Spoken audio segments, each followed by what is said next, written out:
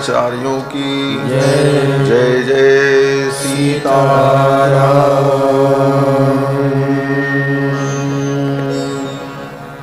हरि ओम।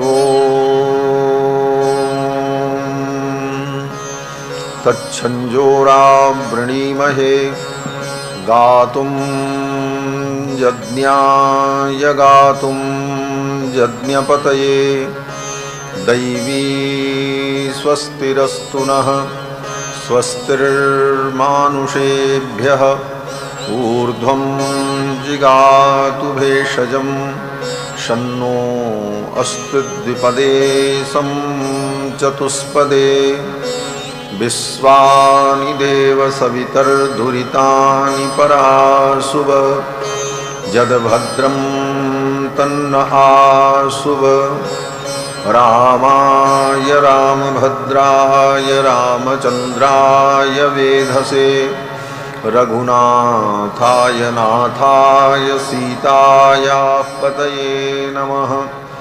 रामं रामानुजं सीतां भरतं भरतानुजं सुग्रीवं वायुसूनुं च प्रणमामि पुनः पुनः। नमोऽस्तु रामाय सलक्ष्मणाय देव्यै च तस्यै जनकात्मजायै नमोऽस्तु रुद्रेन्द्रयमानिलेभ्यो नमोऽस्तु चन्द्रार्कमरुद्गणेभ्यः। चरितं रघुनाथस्य शतकोटिप्रविस्तरम् एकैकमक्षरं प्रोक्तं महापातकनाशनम् कूजन्तं राम रामेति मधुरं मधुराक्षरम् आरुह्य कविता शाखां वन्दे वाल्मीकिकोकिलं यः पिबन् सततं रामचरितामृतसागरम् अतृप्तस्तं मुनिं वन्दे प्राचेतसमकल्मषं गोष्पदीकृतवारीशम् असकीकृतराक्षसं रामायण महामालारत्नं वन्दे नीलात्मजम् अंजनानन्दनं वीरं जानकी शोकनाशनं कपीशमक्षहन्तारं वन्दे लङ्काभयङ्करं वैदेही सहितं सुरद्रुमतले हैमे महामण्डपे मध्ये पुष्पकमासने मणिमये वीरासने सुस्थितम् अग्रे वाचयति प्रभञ्जनसुते तत्त्वं मुनिभ्यः परम् व्याख्यान्तं भरतादिभिः परिवृतं रामं भजे श्यामलम् आपदामपहर्तारं दातारं सर्वसम्पदां लोकाभिरामं श्रीरामं भूयो भूयो नमाम्यहम्। ऋक्यजुस्सामरूपाय वेदाहरणकर्मणे प्रणवोद्गीतवपुषे महास्वशिरसे नमः। श्रीशैलेशदयापात्रं धीभक्त्यादिगुणार्णवं यतीन्द्रप्रवणं वन्दे रम्यजामातरं मुनिं लक्ष्मीनाथसमारम्भां नाथयामुनमध्यमाम् अस्मदाचार्यपर्यन्तां वन्दे गुरुपरम्पराम्। शाण्डिल्याह्वयवंशवारितविधुं श्रीकोसलेशार्चकं विश्वक्सेनयतीन्द्रदेशिकपदद्वन्द्वारविन्दाश्रितं स्वाचार्ये सुयतौ जगद्गुरुवरे श्रीरामनारायणे नित्यं सक्तमतिं जगद्गुरुवरं श्रीवासुदेवं भजे। अस्मद्गुरुभ्यो नमः। अस्मत्परमगुरुभ्यो नमः। अस्मत्सर्वगुरुभ्यो नमः। श्रीमते रामानुजाय नमः। श्रीपराङ्कुशपरकालयतिवरवरवरप्रतिवादिभिगरगुरुभ्यो नमः। श्रीजानकीकान्तस्मरणं श्रीराधाकान्तस्मरणं सन्तपूर्वाचार्याः सहायाः सन्तपूर्वाचार्याः सहायाः।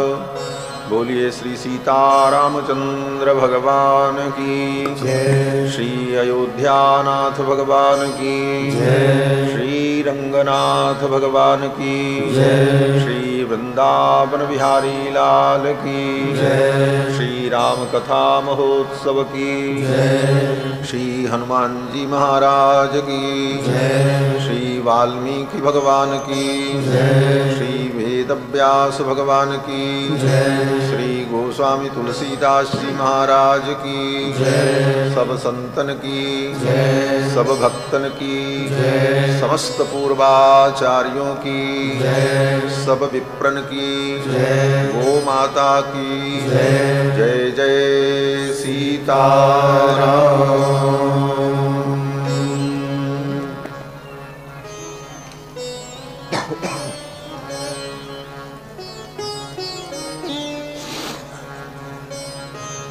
मर्यादा पुरुषोत्तम कौशल्यानंद वर्धन प्रभु श्री राम की मंगलमयी कथा का हम सभी लोग श्रवण लाभ प्राप्त करें, उसके पूर्व भगवान के मंगलमय नाम का श्रद्धा भाव से संकीर्तन कर लें, पश्चात भगवान की पावन चर्चा श्रवण करें। भजो रे मन प्रेम से राम रघुरैया, भजो रे मन प्रेम से राम रघुरैया, भजो रे मन प्रेम से राम रघुरैया, भजो रे मन प्रेम से राम रघुरैया, भजो रे मन प्रेम से राम रघुरैया, भजो रे मन प्रेम से राम रघुरैया। राम रघुरैया आसिया रघुरैया, राम रघुरैया आसिया रघुरैया, राम रघुरैया आसिया रघुरैया, राम रघुरैया आसिया रघुरैया, सिया रघुरैया, भजो रे मन प्रेम से राम रघुरैया, भजो रे मन प्रेम से राम रघुरैया, भजो रे मन प्रेम से राम रघुरैया, भजो रे मन प्रेम से राम रघुरैया। भोजन करते तिन तिन बेरिया मिश्री दूध मलैया, भोजन करते तिन तिन बेरिया मिश्री दूध मलैया, भोजन करते तिन तिन बेरिया मिश्री दूध मलैया, भोजन करते तिन तिन बेरिया मिश्री दूध मलैया।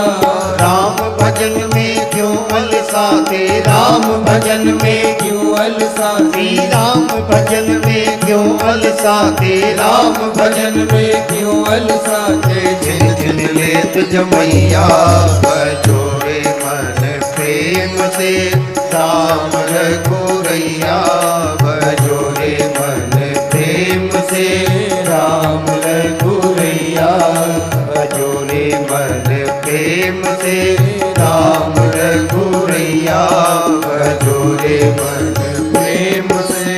मरा मरा कह वाल्मीकि जी बन गए ब्रह्म गोसैया, मरा मरा कह वाल्मीकि जी बन गए ब्रह्म गोसैया, मरा मरा कह वाल्मीकि जी बन गए ब्रह्म गोसैया, मरा मरा कह वाल्मीकि जी बन गए ब्रह्म गोसैया।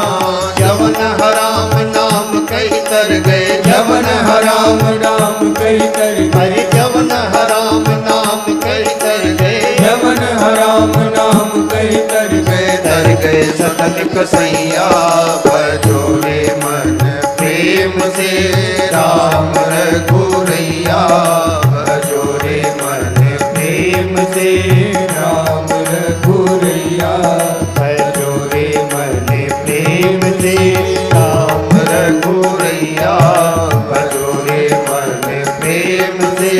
झूठे मेरे से सबरी तर गई बिछा पुराण चटैया, झूठे मेरे से सबरी तर गई बिछा पुराण चटैया, झूठे मेरे से सबरी तर गई बिछा पुराण चटैया, झूठे मेरे से सबरी तर गई बिछा पुरानी चटैया।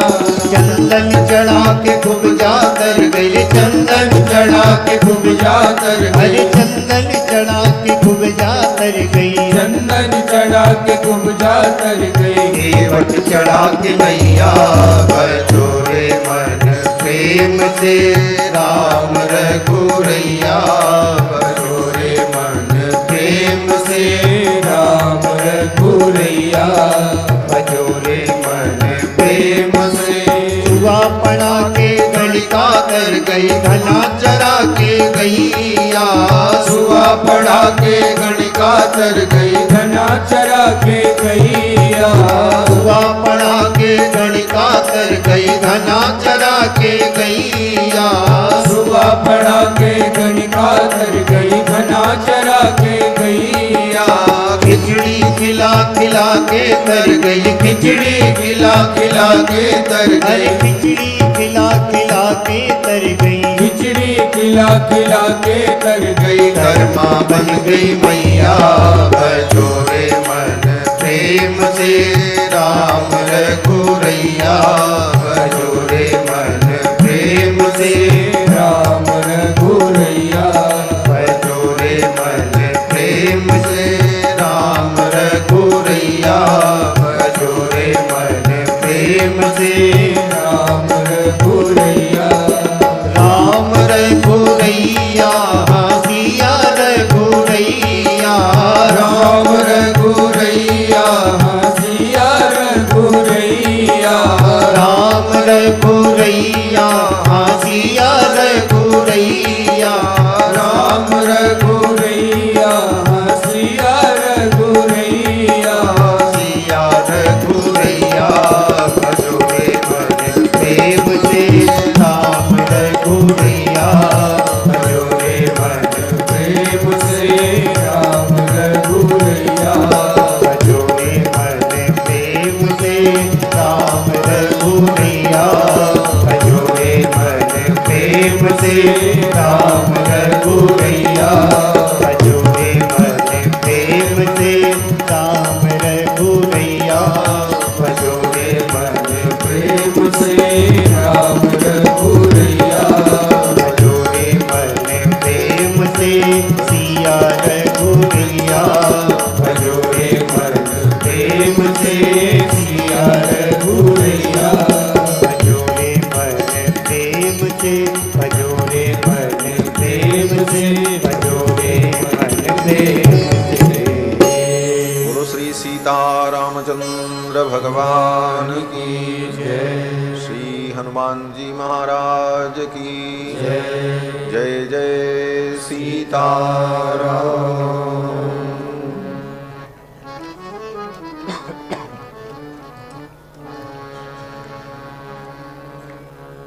परमाध्यक्ष अनंत कोटि ब्रह्मांड नायक सर्वेश्वरेश्वर भगवान जानकी जानी धनुष पाणी कौशल्यानंद वर्धन भगवान श्री रघुनंदन, जिनकी मंगलमयी कृपा के फलस्वरूप उन्हीं की छत्र छाया में विराजमान होकर श्री रामायण के माध्यम से राम जी के पावन चरित्र का हम सभी लोग श्रवण लाभ प्राप्त कर रहे हैं। भगवान की कथा के सुरसिक श्रोता आंजनेय श्री हनुमंत लाल जी महाराज, जिनकी भावमयी उपस्थिति भगवान की कथा में सर्वदा सर्वत्र विद्यमान रहती है। परम श्रद्धेय स्थानाधिपति पूज्य महाराज श्री आचार्य श्री दयानंद शास्त्री जी महाराज, जिनकी श्रद्धा भक्ति प्रेरणा एवं संस्कारों के प्रभाव से उत्तरोत्तर इस स्थान में अनेकानेक महामहोत्सव और भगवान के मुखोल्लास हेतु विविध प्रकार के कार्यक्रमों का आयोजन समय समय पर होता रहता है। परम श्रद्धेय पूज्य महाराज श्री मंच पर विराजमान समस्त आचार्य संत वृंद, भगवत कथा रस रसिक, भगवत प्रेम पथ पथिक धर्मानुरागी सज्जनों, श्रद्धामयी माताओं, भगवान की जब विशेष कृपा होती है जीव के ऊपर तो जीव को सत्संग का सौभाग्य प्राप्त होता है। भाग्योदयेन बहुजन्म समर्जितेन सत्संगमं च लभते पुरुषो यदा वै अज्ञान हेतु कृतमोह मदांधकार नाशम विधाय ही तदोदयते विवेकः।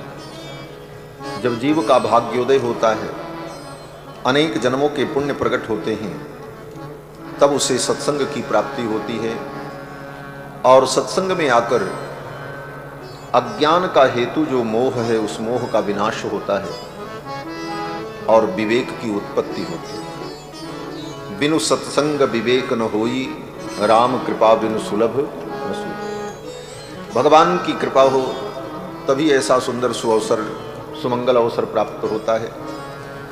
भगवान श्री राम की मंगलमयी चर्चा हम सभी लोग श्रवण कर रहे हैं। भगवान के चरणों की भक्ति के बिना जीव का कल्याण नहीं हो सकता। कितना भी जीव कुछ कर ले, बारी मथे घृत होत बरु, सिकता ते बरु तेल, बिनु हरि भजन न भव तरीय, यह सिद्धांत अपेल। श्री गोस्वामी पाद कहते हैं कि पानी को मथने से कथनचित घृत निकल आए, ये असंभव संभव हो सकता है। बालू को, रेत को मशीन में डाल करके पेरने से तेल निकल आए, ये हो सकता है, असंभव संभव हो जाए। परंतु भगवान हरि के चरणों की भक्ति के बिना जीव का कल्याण कदापि नहीं हो सकता। बिनु हरि भजन न भव तरीय, यह सिद्धांत अपे, यह निश्चित सिद्धांत है। कितना भी वो कर्मनिष्ठ हो, कितना भी ज्ञान की निष्ठा हो, लेकिन भगवान की भक्ति के बिना, भजन के बिना जीव का कल्याण नहीं हो सकता। और कितनों का कल्याण हुआ, एक दो का कल्याण हुआ। भगवान के चरणों की भक्ति करके किसको गति नहीं मिली। संपूर्ण रामायण का गान करके अंत में गोस्वामी जी महाराज यही कहते हैं कि पाई न केहि गति पतित पावन, राम भज सुनु सठ मना। भगवान की भक्ति करके किसको गति नहीं मिली। बड़े बड़े पापी तर गए महाराज। पाई न केहि गति पतित पावन, राम भज सुनु सठ मना। पाई न केहि गति पतित पावन, राम भज सुनु सठ मना। गणिका अजामिल व्याध गीरक, जाति खल तारे घना। गणिका अजामिल व्याध गीरक, जाति खल तारे घना। आभीर जवन की रात खस, स्वपचादी अति अग रूप दे। आभीर जवन की रात खस, स्वपचादि अति अग रूप दे। कही नाम मारक देखी पावन, होई राम नमामि ते। हरि नाम मारक देति पावन, होई राम नमामि ते। पाई न केहि गति पतित पावन, राम भज सुनु सठ मना। सुनु सठ मना, सुनु सठ मना। श्री गोस्वामी पाद कहते हैं, पाई न केहि गति पतित पावन, राम भज सुनु सठ मना। गणिका अजामिल व्याध गीध, गजादि खल तारे घना। आभीर जवन किरात खस, स्वपचादि अति अघर उपजे। कही नाम बारक ते पावन, हो ही राम नमामि। जिन प्रभु के नाम को लेकर ऐसे ऐसे पतित भी पावन हो गए, ऐसे प्रभु को छोड़कर हम किसका भजन करें। भजनीय तो एकमात्र भगवान। रामम बिना का गति। भगवान श्री राम को छोड़कर दूसरी कोई गति भी जीव की नहीं। श्री राम शरणम समस्त जगताम, समस्त जगत के, जगत माने केवल ये संसार नहीं, जगत माने ब्रह्मलोक से लेकर पाताल पर्यंत संपूर्ण सृष्टि, जगत में सब आ जाता। श्री राम शरणम समस्त जगताम, समस्त जगत के संपूर्ण सृष्टि के अगर कोई शरण है, रक्षक है, तो राम जी। श्री राम शरणम समस्त जगताम, रामम बिना का गति। ऐसे राम जी के बिना कोई गति नहीं है। कहां जाओगे? राम जी को छोड़ करके कहीं जाओगे तो गति तो होगी नहीं, दुर्गति तय है। राम जी को छोड़ करके कहीं गए तो दुर्गति होगी, गति नहीं होगी। रामम बिना का गति, राम जी के बिना कोई गति नहीं। और राम जी की शरण में अगर रहे तो रामेण प्रतिहन्यते कलिमलम, राम जी की कृपा से तुम्हारे जीवन में जो शाप ताप संताप काम क्रोधादि विकार हैं सब कलिमल दूर हो जाएगा। रामेण प्रतिहन्यते कलिमलम। इसके बदले में राम जी को क्या देना पड़ेगा, क्या करना पड़ेगा कि राम जी की इतनी बड़ी हमारे ऊपर कृपा हो? तो कहते हैं कुछ नहीं करना, केवल सच्चे मन से राम जी को प्रणाम कर लो बस। रामाय कार्यं नमः, राम जी को प्रणाम कर लो। प्रणाम करने मात्र से रघुनाथ जी प्रसन्न हो जाते हैं। सकृत प्रणाम किए अपनाए, सकृत प्रणाम किए अपनाए, सकृत प्रणाम किए अपनाए। तेहु तुनि शरण सामुहे आए, तेहु तुनि शरण सामुहे आए, तेहु तुनि शरण सामुहे आए, तेहु तुनि शरण सामने आए। सकट प्रणाम किए अपनाए, सकट प्रणाम किए अपनाए, सकट प्रणाम किए। ऐसा ठाकुर कौन होगा कि एक बार जीव प्रणाम कर ले तो भगवान उसको सदा के लिए अपना लेते। इसीलिए कहा कि रामाय कार्यं नमः, राम जी को प्रणाम करो। मुमुक्षुर वै शरणमहं प्रपद्ये, मोक्ष चाहने वाले व्यक्ति को भगवान श्री रघुनंदन की शरण ग्रहण करनी चाहिए। और उस शरण ग्रहण में केवल इतनी ही प्रार्थना करनी है, हे प्रभु आप मेरे उद्धार का उपाय बनो, मुझसे कुछ होने वाला नहीं। अग्ने नय सुपथाराये अस्मान देव वयुनानि विद्वान, जुयोध्यस्मज्जुहुराणमेनो भूयिष्ठाम ते नम उक्तिम विधेम। वेद ने कहा कि हे अग्नि, ये अग्नि भी भगवान का नाम है। जितने नाम हैं वो सब भगवान के ही नाम हैं। यावंति शब्द जालानी त्रैलोक्ये सचराचरे, नामानि रामचंद्रस्य सत्यम सत्यम वदामि। त्रिलोकी में जितने शब्द हैं सब भगवान के नाम हैं।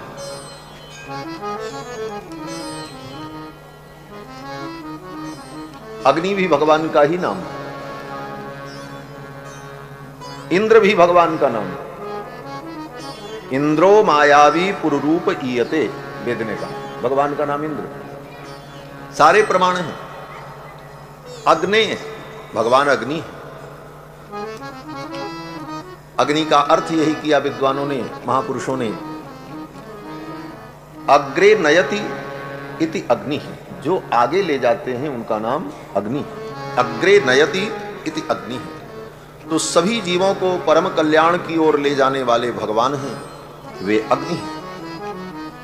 वेदों में प्रार्थना की, हे अग्नि, हे परमात्मन, सुपथाराये, सुंदर मार्ग से आप हमें ले चलो। सुपथाराये, और मैं केवल आपको प्रणाम कर सकता हूं। नम उक्तिम विधेम, केवल नमस्कार की उक्ति हमारे पास है और हमारे पास कोई साधन नहीं है। सुंदर मार्ग से आप ही मुझे कल्याण की ओर ले चल सकते हैं, मैं आपकी शरणागति कर रहा हूं।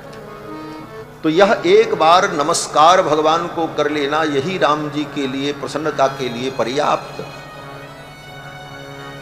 हमारे आचार्य भगवत पाद श्री यामुनाचार्य स्वामी जी महाराज स्तोत्र रत्न में कहते हैं कि त्वदंघ्रिमुद्दिश्य कदापि केनचित्, हे भगवान, त्वदंघ्रिमुद्दिश्य, आपके चरणों को उद्देश्य करके, त्वदीय, आपके चरणारविंद को उद्देश्य करके एक बार व्यक्ति अगर आपको प्रणाम कर ले, कदापि केनचित्, यथा तथा वापि सकृत कृतोंजलि ही, जिस किसी तरह से जैसे तैसे भी आपको अगर प्रणाम कर ले, यथा तथा वापि सकृत कृतोंजलि ही तदैव मुष्णात्यशुभान्य शेषतः, उसी समय उसके जीवन के सारे अशुभ समाप्त हो जाते हैं।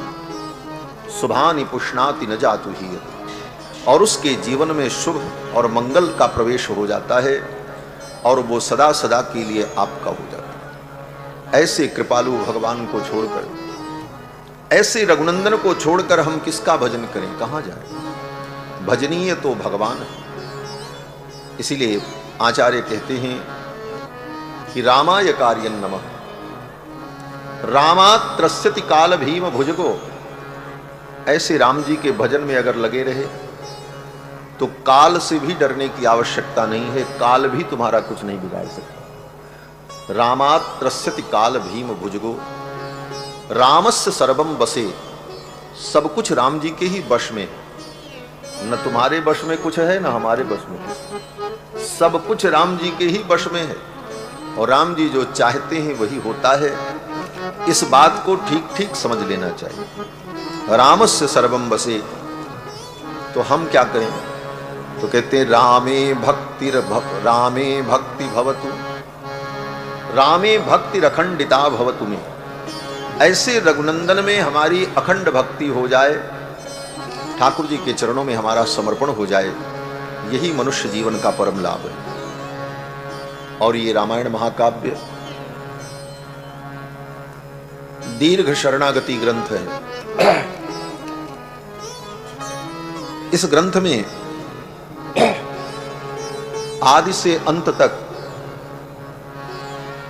बार बार भगवान की शरणागति का ही निरूपण किया गया है। शरणागति सर्वोपरि और अमोघ उपाय माना गया। कर्म से भी जीव का कल्याण होता है, लेकिन कर्म के सब अधिकारी नहीं होते। ज्ञान से भी जीव का कल्याण होता है, लेकिन ज्ञान के भी सब अधिकारी नहीं होते।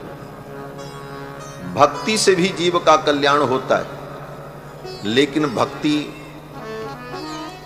जब साधन बनकर के रहती है तब वह भक्ति भी निश्चित कल्याण करेगी, ये नहीं हो सकता। इसीलिए आचार्यों ने शरणागति को ही चरम उपाय, अंतिम उपाय माना जीव के कल्याण। शरणागति शरणागति हम लोग कहते रहते हैं, भगवान के शरणागत हैं, लेकिन शरणागति है क्या? शरणागति चरम उपाय है और शरणागति कभी निष्फल नहीं होती। कर्म निष्फल हो जाता है। बड़े बड़े कर्म करो, लेकिन अगर कहीं चूक हो गई तो वो कर्म तुम्हारी रक्षा नहीं करेगा। रामायण में उसका एक बड़ा ज्वलंत उदाहरण है। प्रताप भानु राजा की कथा देख लो। कोई ऐसा यज्ञ नहीं बचा जिस यज्ञ को प्रताप भानु राजा ने न किया। जहां लगी कहे पुराण श्रुति एक एक सब जाग, 12 सहस्र सहस्र नृप किए सहित अनुराग। हृदय न कछु फल अनुसंधाना, परम विवेकी, और विवेकी भी था, लेकिन परिणाम क्या हुआ? बोले सब कुछ अर्पित कर दिया अपना कर्म भगवान को। वासुदेव अर्पित नृप ज्ञानी, यहां तक भी ठीक था, लेकिन इसके बाद भी प्रताप भानु राजा को पूरे खानदान के सहित राक्षस बनना पड़ा। क्यों बनना पड़ा? इतना बड़ा समर्पण, कर्म का समर्पण, कर्म के फल का समर्पण। तो आचार्यों ने कहा सब कुछ किया प्रताप भानु राजा ने, कर्म किया, विवेकवान भी बना, अपने कर्मों का समर्पण भी किया, वासुदेव अर्पित नृप ज्ञानी। लेकिन एक चूक हो गई। बोले क्या चूक हो गई? बोले सब कुछ किया लेकिन अपने आप का स्वयं का समर्पण भगवान के चरणों में नहीं, शरणागति नहीं। आत्मसमर्पण ही सबसे बड़ी शरणागति है। भगवान को हम धन दे दें, जमीन दे दें, रुपया दे दें, सोना चांदी दे दें, अपनी हर वस्तु दे दें, भगवान कहते हैं ये सब वस्तुएं हमको चाहिए ही नहीं, हमें तो तुम चाहिए। तुम अपना समर्पण जिस दिन कर दोगे, आत्मसमर्पण भगवान को प्रिय है, अपने आप को भगवान के चरणों में समर्पित कर देना। प्रताप भानु राजा ने इतने कर्म किए, लेकिन आत्मसमर्पण न होने के कारण प्रताप भानु राजा को कुल के सहित राक्षस बनना पड़ा। कर्म कल्याण करता है, लेकिन कर्म के सब अधिकारी नहीं होते। कर्म के अधिकारी, इसीलिए कर्म में सर्वप्रथम अधिकारी का निरूपण होता है। अथातोधिकार, कर्म का अधिकार किसको है? हर कर्म हर व्यक्ति नहीं कर सकता। यज्ञ से जीव का कल्याण होता है, लेकिन हर व्यक्ति यज्ञ नहीं कर सकता। उस यज्ञ का जो अधिकारी होगा वही उसको कर सकता है। अब आज किसी के पास बहुत पैसा हो जाए और कहे कि हम अश्वमेध यज्ञ करेंगे, बोले नहीं कर सकते, क्योंकि अधिकारी नहीं है। अश्वमेध यज्ञ कोई कुलीन क्षत्रिय ही कर सकता है। ब्राह्मण के पास अरबों रुपए हो जाए, लेकिन ब्राह्मण अश्वमेध यज्ञ नहीं कर सकता, वो अधिकारी ही नहीं हो सकता। तो कर्म में अधिकार का निरूपण है, इसलिए कर्म मार्ग सबके कल्याण के लिए सुलभ नहीं होता। ज्ञान मार्ग, बोले ज्ञान मार्ग से जीव का कल्याण होता है, लेकिन ज्ञान उत्पन्न कब होगा? शास्त्रों ने कहा अपने नित्य नैमित्तिक प्रायश्चित रूपी कर्मों को विधि पूर्वक करते रहे, तब अंतःकरण शुद्ध होने पर ज्ञान की उत्पत्ति होती। फिर वही समस्या आ गई, ज्ञान भी आएगा तो उसी रास्ते से, और ज्ञान आए, ज्ञान के मार्ग पर हम चलें, बोले बड़ा कठिन है। गोस्वामी जी कहते हैं ज्ञान के पंथ कृपाण की धार। ज्ञान का मार्ग क्या है? बोले तलवार का मार्ग है। तलवारें बिछी हैं, धार ऊपर है और उस पे चलना है।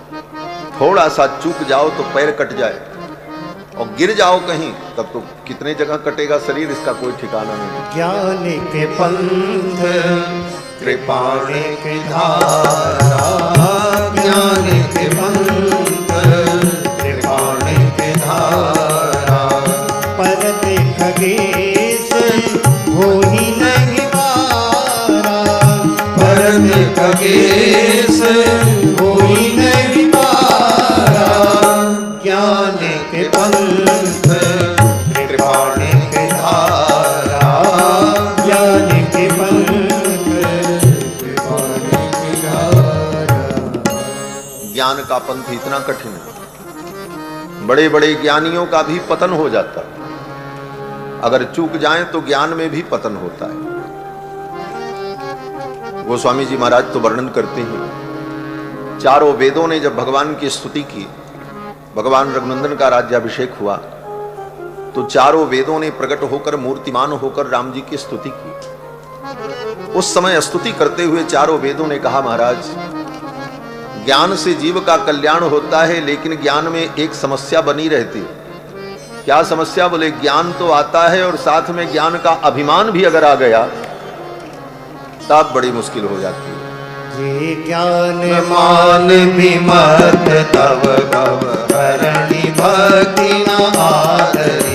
जे ज्ञान मान विमत तव भव भक्ति न आदरि।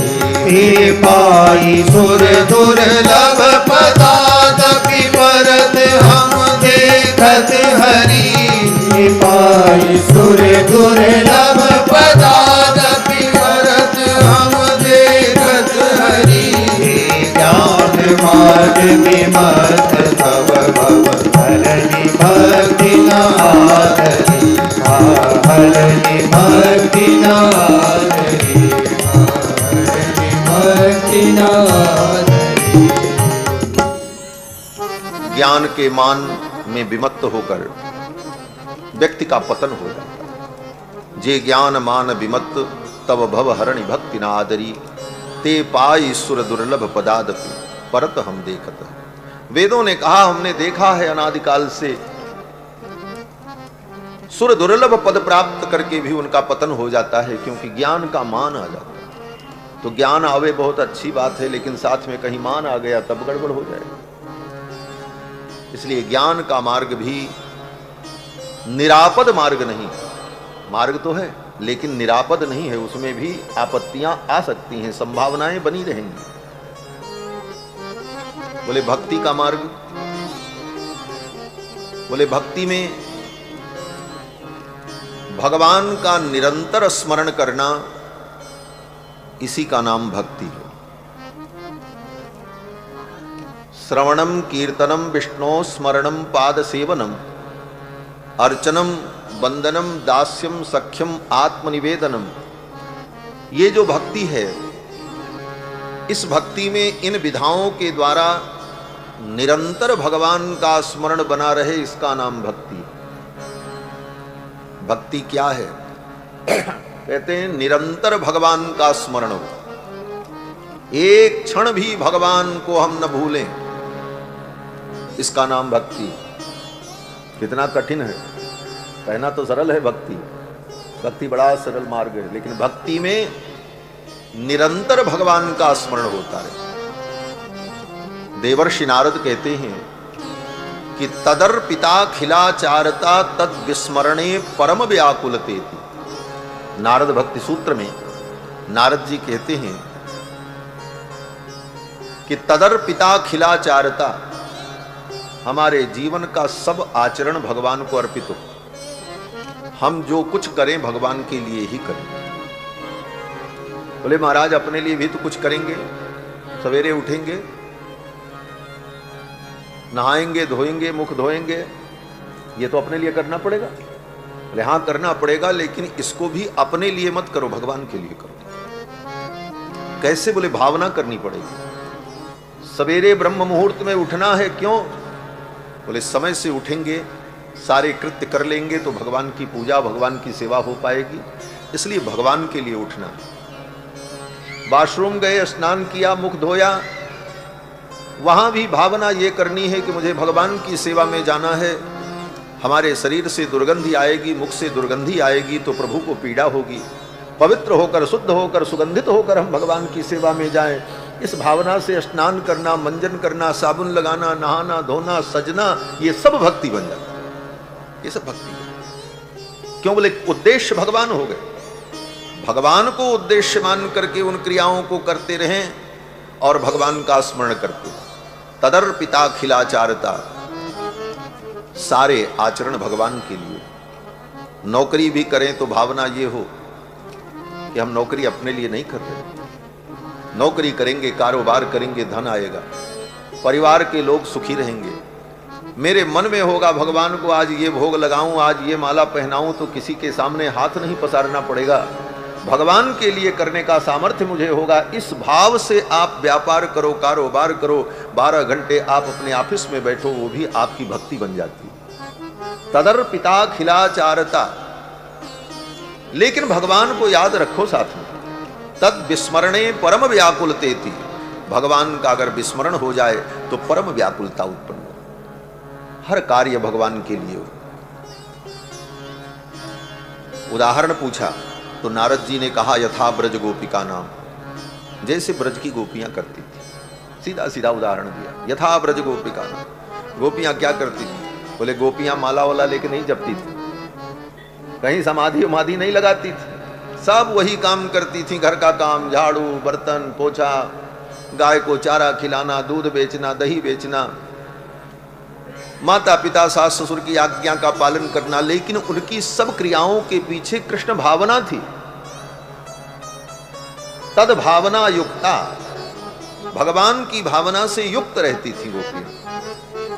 गाय को चारा भी खिलाती थी तो चारा खिलाते समय उनके मन में भाव आता था, अरे गौरी, अरे श्यामा, खूब प्रेम से इस चारा को खाओ, बढ़िया मीठा मीठा दूध देना, फिर उस दूध का मैं दही बनाऊंगी, मीठा मीठा मक्खन निकालूंगी, फिर गोविंद उस मीठे मक्खन को खा करके प्रसन्न होंगे तो हम भी गोविंद को मीठे लगने लग जाएंगे। उद्देश्य यह था, इसलिए गोपियों का सारा कार्य चारा खिलाना, गाय की सेवा करना, दूध दही बनाना, ये सब कार्य उनका जो है वो भक्ति बन जाता है। विक्रेतु कामाखिल गोप कन्या मुरारी पादार्पित चित्तवृत्ति, बेचती तो दही दूध है लेकिन चित्तवृत्ति भगवान में लगी। ये चित्तवृत्ति भगवान में निरंतर लगी रहे, भगवान का स्मरण होता रहे और हमारे जीवन की सारी क्रियाएं भगवान से जुड़ जाएं, इसका नाम भक्ति है।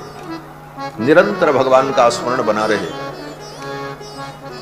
गोपियां दूध दही बेचने भी जाती हैं तो निरंतर भगवान का स्मरण करने के कारण वो भूल जाती हैं दूध दही और कहती कोई गोविंद ले लो, कोई गोपाल ले लो। सिर धरी मटुकिया डोले, कोई श्याम मनोहर जोगी, कोई श्याम मनोहर जोगी। सिर धरी मटुकिया डोले, सिर धरी मटुकिया डोले, कोई श्याम मनोहर जोगी, कोई श्याम मनोहर। दधि को नाम बिसर गई गोपी, दधि को नाम बिसर गई गोपी, हरि लो बोले, हरि लो बोले, कोई श्याम मनोहर जोगी, कोई श्याम मनोहर जोगी। कृष्ण को नाम छकी है ग्वालिन, कृष्ण को नाम छकी है ग्वालिन, कृष्ण को नाम छकी है ग्वालिन, कृष्ण को नाम छकी है ग्वालिन, कृष्ण को नाम छकी है ग्वालिन, कृष्ण को नाम छकी है ग्वालिन। ओ रही बोले, ओ रही बोले, कोई श्याम मनोहर जोगी, कोई श्याम मनोहर जोगी। मीरा के प्रभु गिरधर नागर, मीरा के प्रभु गिरधर नागर, गिरधर नागर, गिरधर नागर, गिरधर नागर, गिरधर नागर। मीरा के प्रभु गिरधर नागर, मीरा के प्रभु गिरधर नागर। चीरी भई दिल डोले, चीरी भई दिल डोले, चीरी भई दिल डोले, चीरी भई दिल डोले, कोई श्याम मनोहर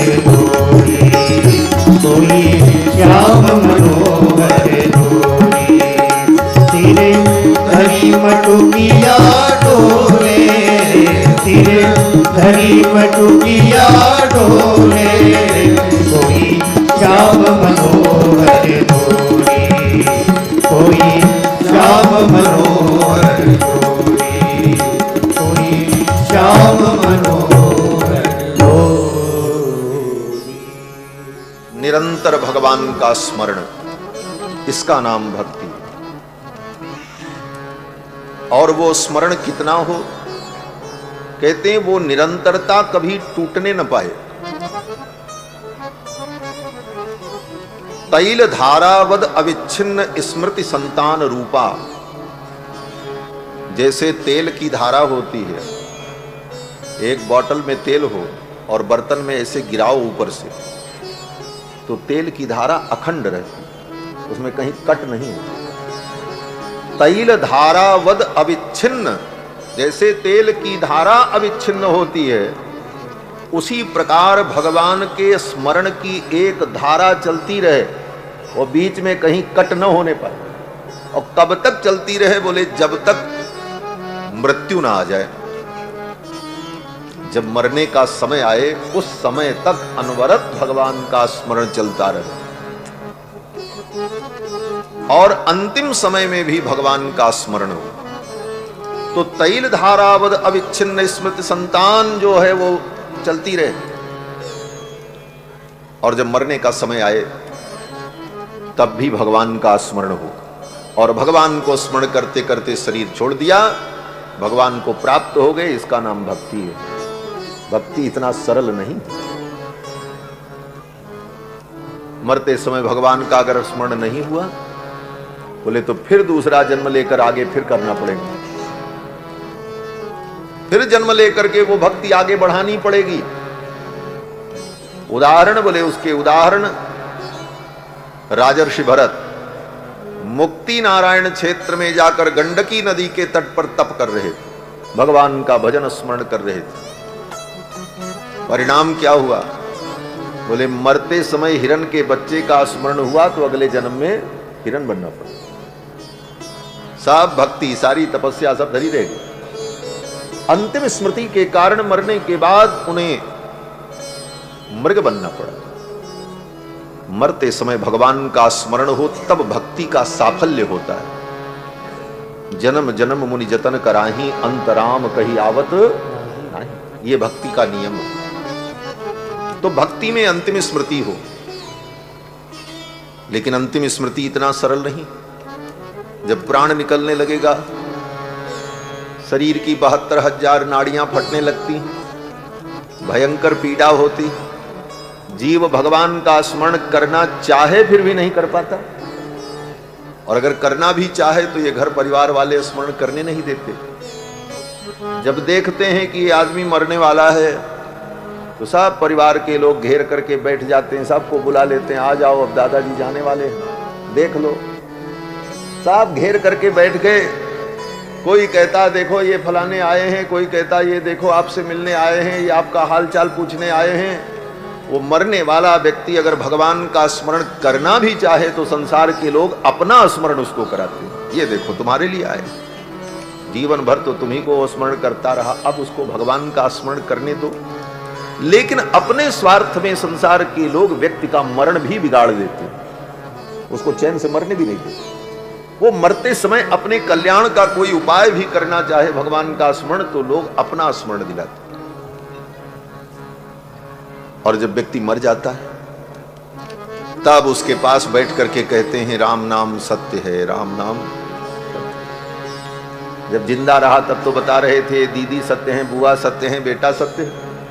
दीदी बुआ बेटा को सत्य बताया, और जब मर गया तब कहा राम नाम सत्य। एक महात्मा कहते थे इतना बड़ा धोखा जीवन में हमारे आपके साथ होता है। सोचो, बचपन में कहते हैं कि ये संसार सत्य है, जवानी में कहते हैं धन और काम सत्य है, और जब प्राण शरीर से निकल जाता है तब लोग बताते हैं राम नाम सत्य है। बचपन में सिखाया कि धराधाम सत्य है, जवानी में बताया कि अर्थ काम सत्य है, और जब पंछी पिजड़े से उड़ चला तब लोगों ने कहा राम नाम सत्य है। ये धोखा ही तो। उस समय जीव भगवान का कैसे स्मरण करे। प्राण प्रयाण समये कफ वात पित्तैः। प्राण प्रयाण के समय कफ वात पित्त तीनों प्रकृति दूषित हो जाती है। कंठावरोधन विधौ स्मरणम कुतस्ते, कंठ अवरुद्ध हो जाता है, कफ आकर के कंठ में अटक जाता है। जीव कैसे भगवान का स्मरण कर पाए, पीड़ा अलग से होती है। परिवार के लोग अपनी तरफ उसके मन को चित्त को खींचते हैं। ऐसी स्थिति में वह जीवात्मा मरते समय भगवान का स्मरण कैसे करे, बड़ा कठिन। और नहीं हुआ तो वो भक्ति भी फिर आगे बढ़ानी पड़ेगी अगले जन्म में। इसीलिए आचार्यों ने कहा भक्ति में जीव की जिम्मेदारी होती है कि वो भगवान का स्मरण करे अंतिम समय में। लेकिन अगर वो भगवान की शरणागति कर लेता है तो शरणागति में जीव की जिम्मेदारी नहीं रह जाती है कि वो अंतिम समय में भगवान का स्मरण करे। भगवान कहते हैं अगर वो शरणागत है, उसने शरणागति की है, तो अंतिम समय में उसको मेरे स्मरण की जरूरत नहीं पड़ेगी। क्यों नहीं पड़ेगी? भगवान कहते हैं उस समय मैं उसका स्मरण कर लूंगा। यही भगवान की महानता है। भगवान कहते हैं यदि बातादि दोषेन भक्ताः माम च विस्मरेत, अगर बात पित्त कफ के कारण मरते समय वो मुझे भूल जाता है, मेरा स्मरण नहीं कर पाता, तो अहम स्मरामि मद्भक्तम नयामि परमाम गतिम, उस भक्त का मैं स्मरण करता हूं और उसको मैं परम गति प्रदान करता हूं। तो शरणागति में अंतिम स्मृति की भी आवश्यकता नहीं होती। शरणागति में अंतिम स्मृति की भी जिम्मेदारी भगवान के ऊपर होती है। और सच्चाई यही है, सारी जिम्मेदारी भगवान के ऊपर छोड़ करके हम निश्चिंत हो जाएं, इसी का नाम शरणागति है। सखा सोच त्यागहु बल मोरे, सब विधि घटब काज में तू। ये सब विधि में सारा शास्त्र का व्याख्यान कर डालिए, शरणागति के सारे पक्ष समाहित हो जाते हैं। सखा सोच त्यागहु बल मोरे, भगवान के भरोसे तुम निश्चिंत हो जाओ, अपने भरोसे नहीं। भगवान के भरोसे निश्चिंत हो जाएं। हमारे कल्याण का उपाय क्या है? बोले भगवान ही उपाय है। त्वम में उपाय भूतो भव इति मति ही शरणागति ही। ये शरणागति। शरणागति क्या है? बोले अपने कल्याण के लिए मैंने स्वयं अलग से कोई उपाय नहीं किया, भगवान को ही मैंने उपाय मान लिया। बस करना भी नहीं है, केवल मान लेना है भगवान मेरे उपाय है। न ज्ञान उपाय है, न कर्म उपाय है, न भक्ति उपाय है, न जप, न तप, न साधन, न जोग, न यज्ञ, न तीर्थ। ये सब करते हुए इन सब को हम अपने कल्याण का उपाय न मानकर एकमात्र भगवान को कल्याण का उपाय मान लें, इसका नाम शरणागति। त्वम में उपाय भूतो भव, हे भगवान आप ही मेरे उपाय हो। इति मति ही, ऐसी मति हमारी हो जाए, इसी का नाम शरणागति है। और ये शरणागति समस्त शास्त्रों का सार है। ये शरणागति मार्जार न्याय, और इसके पहले जो ज्ञान है, कर्म है, भक्ति है, वो बोले मरकट न्याय है। ये मरकट और मार्जार न्याय क्या है? बोले मरकट माने बंदर और मार्जार माने बिल्ली। ये बिल्ली और बंदर का न्याय बताया आचार्यों ने। जैसे बंदर का बच्चा अपनी मां को पकड़े रहता है, उस बच्चे के अंदर सामर्थ्य नहीं है कि इस छत से उस छत पर कूद जाए, क्योंकि छोटा है। इतनी बड़ी छलांग लगाने की क्षमता उसके अंदर नहीं है। लेकिन वो मां को कस करके अगर पकड़े रहे तो मां छलांग लगाएगी एक छत से दूसरे छत पर, वो बच्चा भी उसके साथ वहां चला जाए। वो स्वयं छलांग लगाता तो न जा पाता, लेकिन मां को कस करके पकड़ा रहा तो वहां चला गया। लेकिन अगर मां छलांग लगा रही है और बीच में बच्चा गिर गया, छूट गया, तो किसकी जिम्मेदारी? मां की जिम्मेदारी? कहते हैं मां की जिम्मेदारी नहीं, उस बच्चे की जिम्मेदारी। उसने ठीक से पकड़ा नहीं, उसकी पकड़ कमजोर हो गई, इसलिए वो गिर पड़ा, मां तो चली गई वहां। तो कर्म के द्वारा, ज्ञान के द्वारा, भक्ति के द्वारा ये जीव भगवान को पकड़ता, और पकड़ने में अगर कमजोरी कहीं रह गई तो भगवान तो छलांग लगा देंगे, तुम बीचे में टपक जाओगे। ये है मरकट न्याय, बंदर का न्याय। और शरणागति, बोले शरणागति को मार्जार न्याय कहा। मार्जार माने बिल्ली। बिल्ली का बच्चा अपनी मां को नहीं पकड़ता, वो अपनी मां के भरोसे निश्चिंत रहता है, कुछ करता ही नहीं। कुछ ना करना, इसी का नाम शरणागति है। अपने लिए हम कुछ ना करें, इसी का नाम शरणागति। वो बिल्ली का बच्चा कुछ नहीं करता, मां के भरोसे निश्चिंत रहता। मां स्वयं सोचती है मैं इसको कहां ले चलूं सुरक्षित स्थान पर। एक कहावत है, बिल्ली जब बच्चे को जन्म देती है तो बड़ी सावधान रहती है। कहते हैं जब तक वे बच्चे पूर्ण रूप से समर्थ न हो जाएं तब तक उन बच्चों की रक्षा के लिए वो कितने स्थान बदलती। कहते हैं 7 चौखट पार करा करके वो अपने बच्चों को सुरक्षित करती है। लेकिन वो बच्चे जब पैदा होते हैं तो न चलने लायक है न मां को पकड़ने लायक, तो उनको लेकर के उसकी मां जाती है।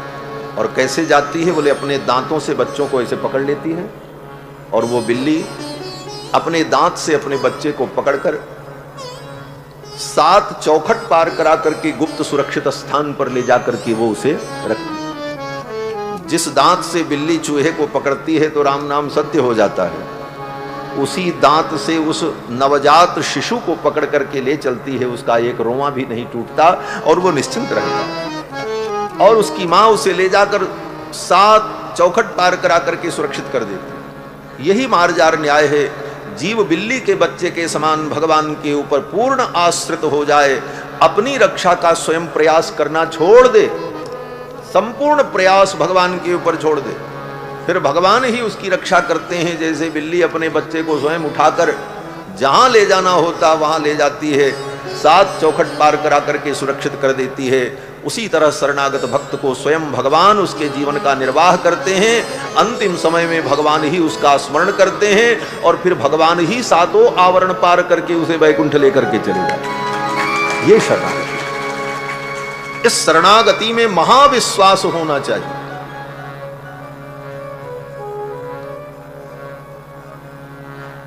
हमारे आचार्यों ने कहा, अनन्य साध्ये स्वाभीष्टे महाविश्वास पूर्वक। इस सिद्धांत में, इस शरणागति में महाविश्वास की केवल जरूरत है, बस और कुछ नहीं। भगवान में इतना दृढ़ विश्वास हो। लेकिन दुर्भाग्य जीव का, रिक्शे वाले पर विश्वास हो जाता है, तांगे वाले पर विश्वास हो जाता है, डॉक्टर पुलिस पर विश्वास हो जाता, भगवान पर विश्वास नहीं। स्वल्प पुण्यवताम राजन विश्वासो नैव जायते। पुण्य की कमी होने के कारण भगवान में इतना दृढ़ विश्वास नहीं होता। ये दृढ़ विश्वास हो जाए, इसी का नाम शरणागति है। और शरणागति ब्रह्मास्त्र। दूसरे जितने साधन हैं वो तो अस्त्र हैं, लेकिन शरणागति तो ब्रह्मास्त्र है। जैसे सारे अस्त्र व्यर्थ हो सकते हैं, महाभारत में कथाओं में आप देखते हैं, ये अस्त्र चलाया, उधर से उस अस्त्र का काट आ गया, वो व्यर्थ हो गया। जब सारे शस्त्र व्यर्थ हो जाते हैं तब बोले तब ब्रह्मास्त्र चला दिया जाता। लोग कहते हैं अब हमने ब्रह्मास्त्र चला दिया है, अब इसको कोई रोक नहीं पाएगा। ब्रह्मास्त्र अमोघ है, उसका कोई प्रतिकार नहीं हो सकता। उसी तरह कर्म, ज्ञान, भक्ति ये सब मोघ हो जाएं, लेकिन शरणागति कभी मोघ नहीं होती, वो अमोघ है ब्रह्मास्त्र। ब्रह्मास्त्र क्यों है? बोले उस शरणागति में कल्याण के लिए ब्रह्म परमात्मा को ही साधन बनाया गया, इसलिए वो ब्रह्मास्त्र है। ब्रह्म परमात्मा ही साधन है। और वो शरणागति एक बार की जाती है। एक बार आपने शरणागति कर ली और वो सदा के लिए हो। शरणागति बार बार की नहीं जाती, एक बार।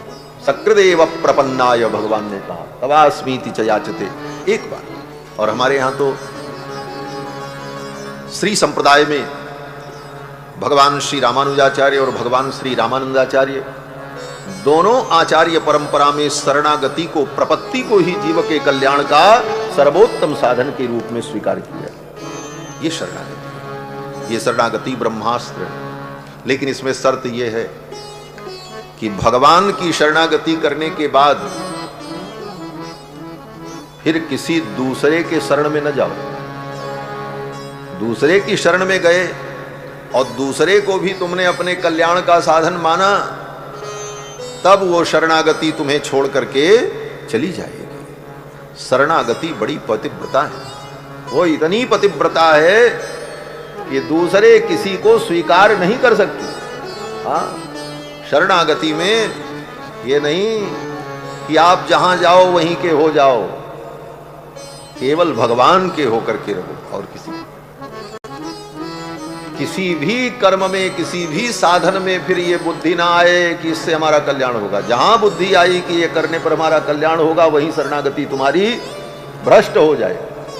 आचार्यों ने कहा, अपायापाय संजोगे प्रपत्ति प्रच्युता भवेत्। भगवान को उपाय छोड़कर किसी दूसरे को उपाय अगर तुमने माना, ये बुद्धि में विचार आया कि ये करने से हमारा कल्याण होगा, वहीं प्रपत्ति प्रच्युत हो जाती है, प्रपत्ति छूट जाती है, वो दूसरा बंधन स्वीकार नहीं करता। इसका उदाहरण दिया हमारे आचार्यों ने रामायण के माध्यम से। जब मेघनाथ ने हनुमान जी के ऊपर ब्रह्मास्त्र चलाया, तो ब्रह्मास्त्र मंत्र में था। उस मंत्र के प्रभाव से, ब्रह्मास्त्र के प्रभाव से हनुमान जी महाराज मूर्छित हो गए। सारे अस्त्र शस्त्र जब व्यर्थ हो गए, तब मेघनाथ ने ब्रह्मास्त्र चलाया, हनुमान जी को अपने वश में कर लिया। हनुमान जी मूर्छित पड़े थे। राक्षसों को समझ में नहीं आया। बाकी जो राक्षस थे उन्होंने सोचा कि ये बानर बेहोश हो गया है लड़ते लड़ते, कुछ देर बाद इसे होश आएगा, और होश आएगा तो फिर इसको काबू करना बड़ा कठिन है, तब तक इसको बांध लिया जाए। अब सब राक्षस रस्सी उस्सी लेकर के, जंजीर उंजीर लेकर के आए, हनुमान जी को बांधने लगे। हाथ पैर सब बांधना शुरू किया। ज्यों-ज्यों जंजीर बांधने लगे, हनुमान जी के शरीर में डोरी बांधने लगे, रस्सी बांधने लगे, हनुमान जी अंगड़ाई लेने लगे, जगने लगे। मेघनाथ ने देखा, मेघनाथ ने आकर के उन राक्षसों से कहा, हटाओ ये सब रस्सी जंजीर। अरे महाराज, इसको होश आ जाएगा तो ये काबू में नहीं होगा। बोले तुम रस्सी लगाओगे, ये होश में आ जाएगा। बोले क्यों? मेघनाथ ने कहा, ये ब्रह्मास्त्र के प्रभाव से मूर्छित है, और ब्रह्मास्त्र दूसरे बंधन को स्वीकार नहीं करता। अगर ब्रह्मास्त्र के साथ साथ दूसरा बंधन तुम इसके शरीर में लगाओगे तो ब्रह्मास्त्र इसे छोड़ करके चला जाएगा, फिर इस बंदर को तुम अपने काबू नहीं कर पाओगे। तो ब्रह्मास्त्र दूसरा बंधन स्वीकार नहीं करता, दूसरा बंधन होगा तो ब्रह्मास्त्र का अनादर हो जाता है। उसी तरह शरणागति ब्रह्मास्त्र है।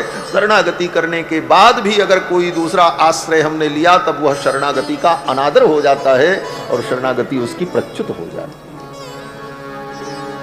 ऐसा जो सिद्धांत है, समस्त शास्त्रों का सारभूत सिद्धांत शरणागति, यही वाल्मीकि रामायण का मुख्य विषय है।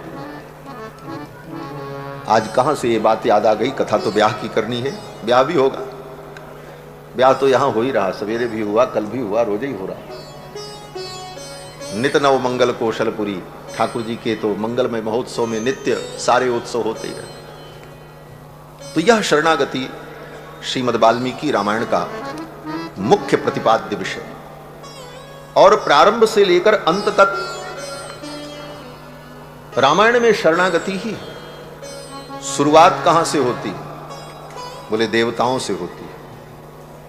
सबसे पहले देवता भगवान की शरणागति करते, अवतार के पहले ही। अवतार भगवान का शरणागति से ही होता। देवताओं ने सर्वप्रथम जाकर के ब्रह्मा जी के नेतृत्व में भगवान की शरणागति की। जय जय सुरनायक जन सुखदायक प्रणत पाल भगवंता। प्रणत माने शरणागत। हम आपके शरणागत हैं और आप प्रणत पाल हैं, शरणागत वत्सल हैं, ये कह करके देवताओं ने भगवान की शरणागति। सबसे पहले देवताओं की शरणागति।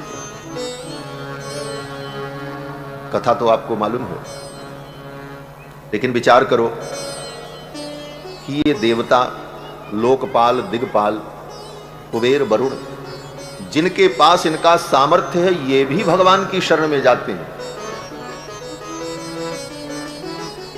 हम जिन देवताओं को अपना रक्षक मानकर उनकी शरण में जाते हैं, उन्हें पूजने में लगते हैं, वे देवता भी भगवान ही की शरण में जा रहे हैं। तो फिर हमें भटकने की क्यों जरूरत है? हम क्यों भटके? हम जिनको अपना शरण और रक्षक मान रहे हैं, ये स्वयं अपनी रक्षा करने में समर्थ न होने पर भगवान की शरण में जाते हैं, सर्वलोक शरण्याय राघवाय महात्मने, तो ऐसे भगवान को छोड़कर हम उनकी शरण में क्यों जाएं? कहां जाएं? और देवताओं ने भगवान की शरणागति की।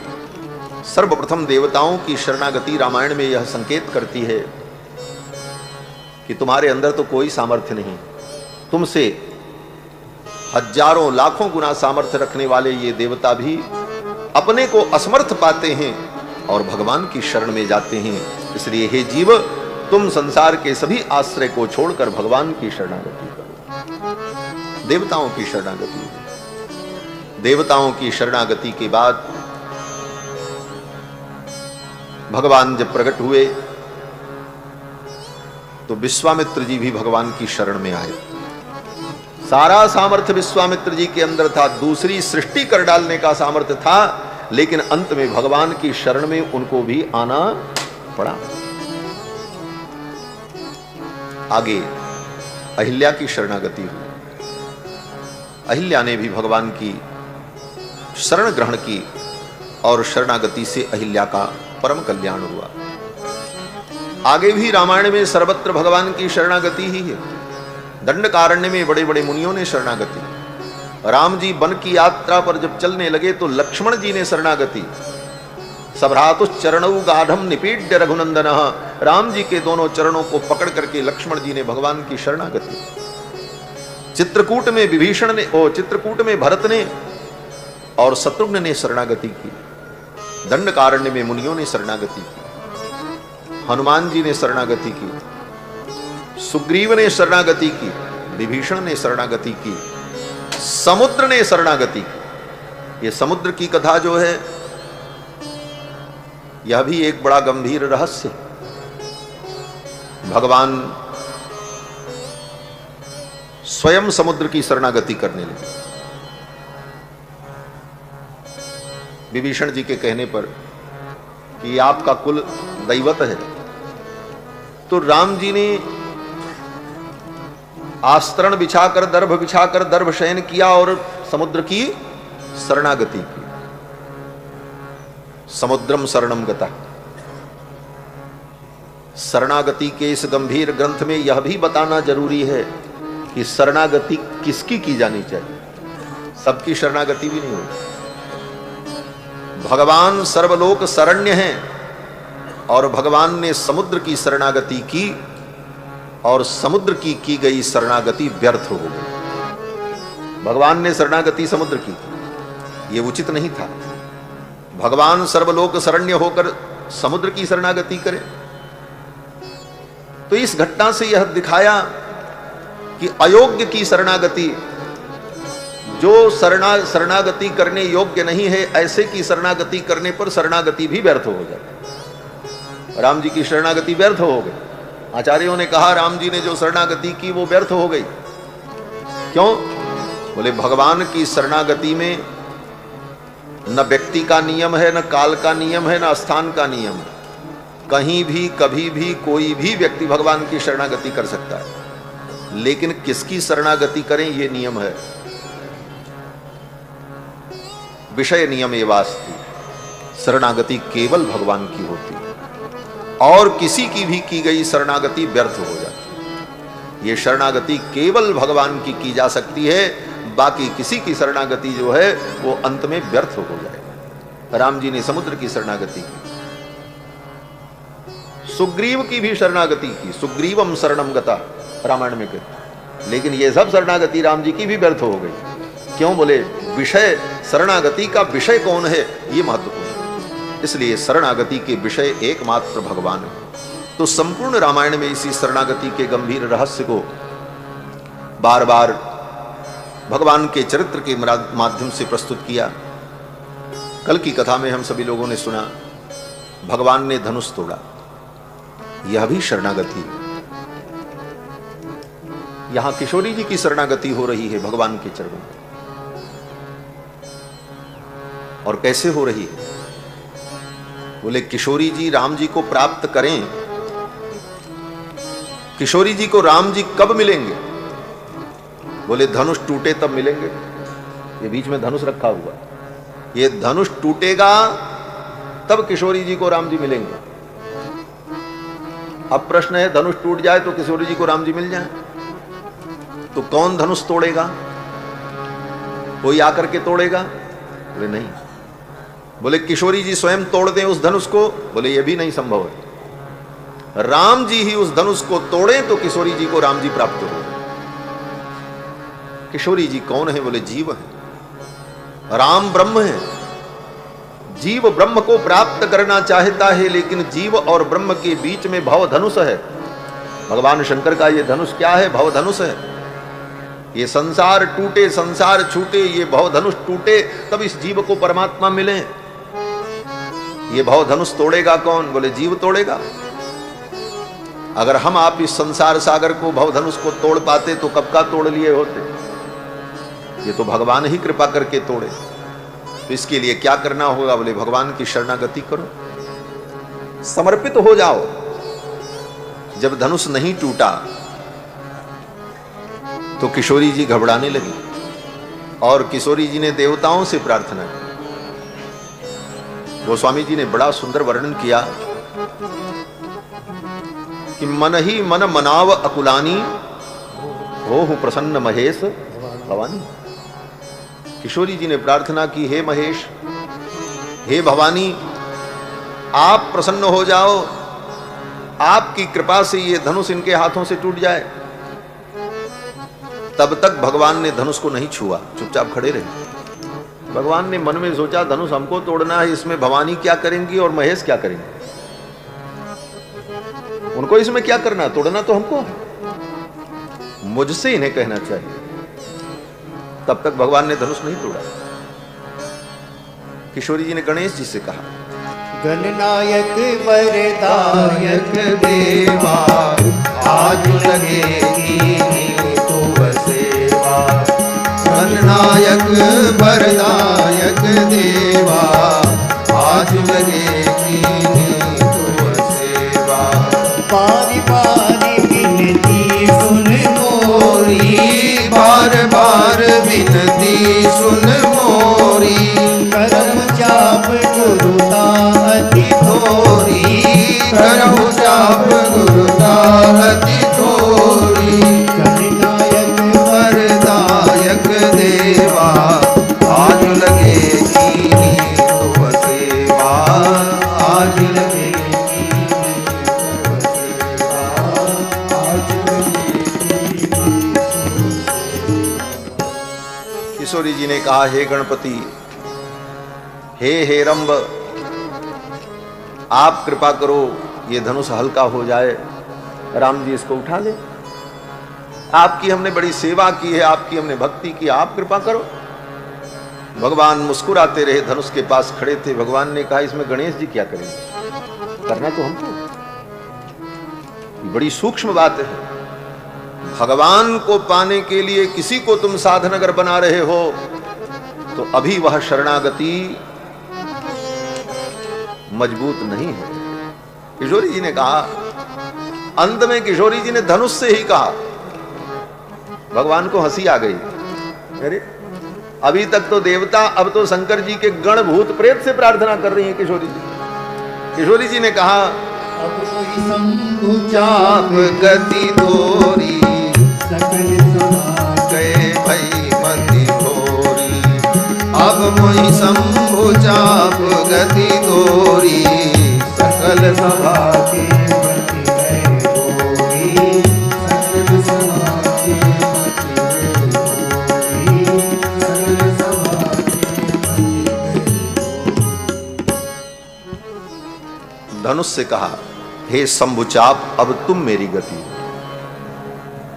पाना भगवान को है तो फिर दूसरे को गति क्यों बनाओ भाई? भगवान ही तो गति है, रामम बिना का गति। किशोरी जी ने कहा, शंभुचाप तुम गति हो। भगवान मुस्कुराते रहे। ये तो बात और बिगड़ रही। अब तो शंकर जी के गण से प्रार्थना कर रही। तब तक भगवान ने धनुष को स्पर्श नहीं किया, मुस्कुराते रहे। अंत में किशोरी जी ने फिर भगवान से ही प्रार्थना, अब मेरे पास कोई उपाय नहीं। आपको पाने के जितने उपाय थे वो सब उपाय व्यर्थ हो गए, उपाय शून्यता हो गई। ये उपाय शून्यता ही महा उपाय है। उपाय शून्यता हो जाना भी बहुत, ये स्वयं में उपाय है।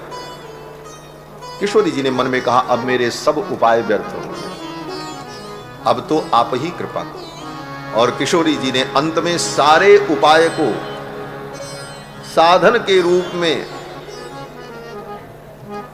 जो माना था वो छोड़ दिया। और किशोरी जी कहती हैं, प्रभु तन चितय प्रेम पन ठाना, कृपा निधान राम सब जाना। किशोरी जी ने मन में प्रार्थना की, जो भगवान सकल उरवासी करी हैं मोहि रघुबर की दासी। जो भगवान सबके अंदर बैठे हुए हैं वो कौन है? बोले वही तो राम जी हैं। जो भगवान सकल उरवासी करी हैं मोहि रघुबर की दासी, प्रभुतन चितय प्रेम पंठाना, कृपा निधान राम सब जाना। तो भगवान सकल उरवासी करी हैं मोहि रघुबर के दासी। तो भगवान सकल उरवासी करी हैं मोहि रघुबर की दासी। यही पर सत्य सनेहु, सोते ही मिलई संदेहु, सोते ही मिलई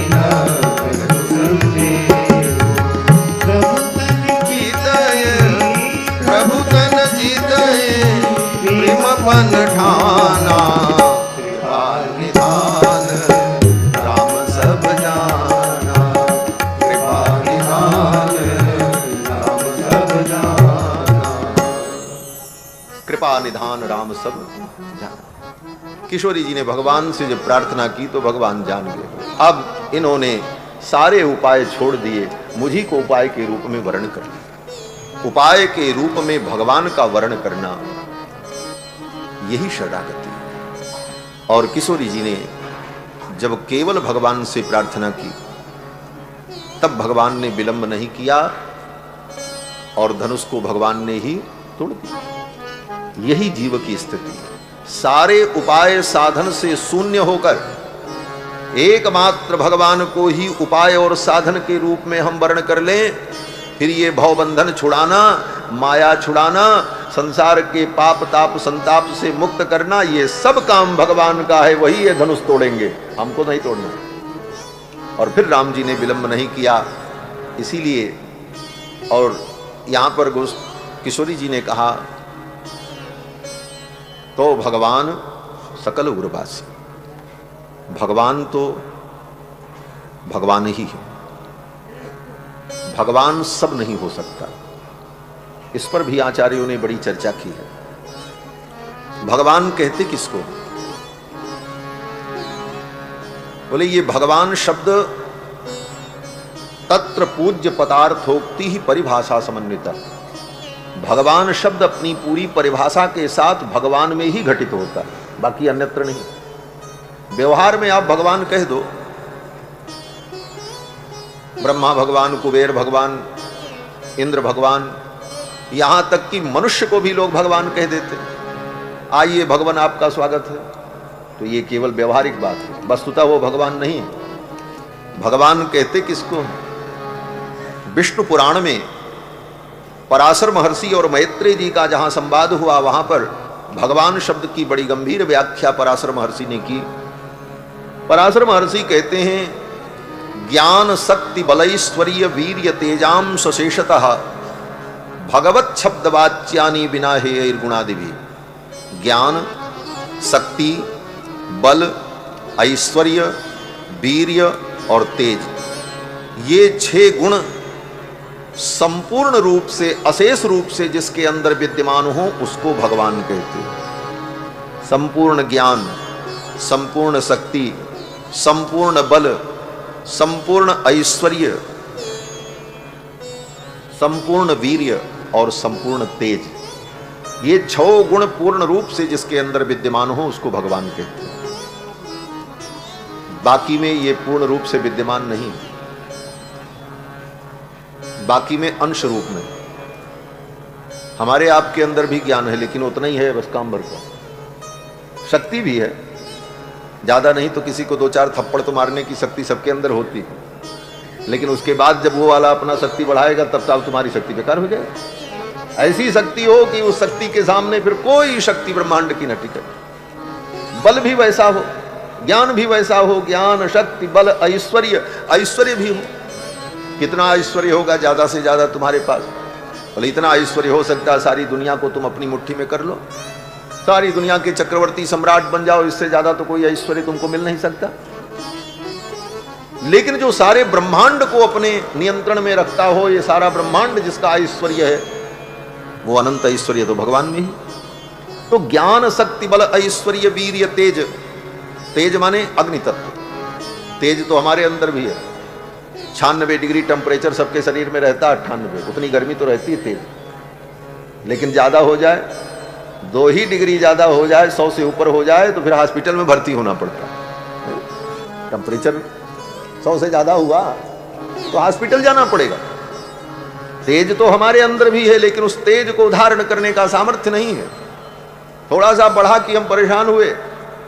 और भगवान बोले, भगवान ने लीला में दिखा दिया, कृष्णावतार में मुंजारण्य में आग लग गई तो भगवान ने सारी आग को पानी के समान पी लिया। ये तेज है। हम लोग गर्म चाय नहीं पी सकते, फूंक फूंक करके पीना पड़ेगा, ज्यादा गर्म हो तो मुंह जल जाए। और भगवान आग को ही पी गए। क्यों? बोले संपूर्ण तेज के वो निधान है। तो ज्ञान शक्ति बल ऐश्वर्य वीर्य तेज, ये 6 गुण जिसके अंदर परिपूर्ण रूप से विद्यमान हो उसको भगवान कहते हैं। और इसके बाद उत्पत्ति प्रलयम चैव भूतानाम अगतिम गतिम, संपूर्ण सृष्टि की उत्पत्ति, पालन और संहार, ये तीनों काम भगवान ही करते हैं। उत्पत्ति प्रलयम चैव भूतानाम अगतिम गतिम वेत्ति विद्याम अविद्याम च सवाच्यो भगवानिति, जो इन सारी क्रियाओं को अपने नियंत्रण में रखता है वो भगवान शब्द के द्वारा कहा जाता है। तो वो भगवान कौन है? अब ये भगवान की कसौटी कसो सबके ऊपर। कितने लोग खरे उतरेंगे? इंद्र खरे उतरेंगे कि कुबेर खरे उतरेंगे कि कौन से देवता इस बात पर खरे उतरेंगे? भगवान को छोड़ करके कोई खरा उतरने वाला। इसलिए भगवान श्री हरि है। महर्षि पराशर कहते हैं तत्र पूज्य पदार्थोक्ति। अन्यत्र जो भगवान शब्द का प्रयोग किया जाता है वो औपचारिक प्रयोग है, फॉर्मेलिटी में औपचारिक प्रयोग है, वो वास्तविक प्रयोग नहीं है। किसी अन्य को अगर भगवान कहा जाता है तो केवल व्यवहारिक बात है, वस्तुतः वो भगवान नहीं है। भगवान तो भगवान है। किशोरी जी कहती जो भगवान, ये भगवान है, ऐश्वर्य से युक्त हैं, सदैश्वर्य संपन्न है। जो भगवान, ऐसे भगवान हैं कौन? बोले जो सबके अंदर रहे। ये भगवान की दूसरी परिभाषा। क्यों? बोले चाहे आप राम जी के उपासक हो, चाहे कृष्ण भगवान के उपासक हो, चाहे नरसिंह के उपासक हो, चाहे लक्ष्मी नारायण भगवान के आप उपासक हो, आप अपने आप को क्या कहते हो? आप कहते हो हम वैष्णव हैं। यही नहीं कहते कि हम वैष्णव।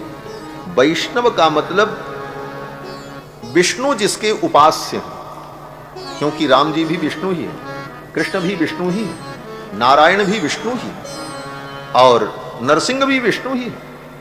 तो जो विष्णु को अपना आराध्य मानता है वही वैष्णव है। रूप चाहे जो हो, चाहे राम रूप हो चाहे कृष्ण रूप।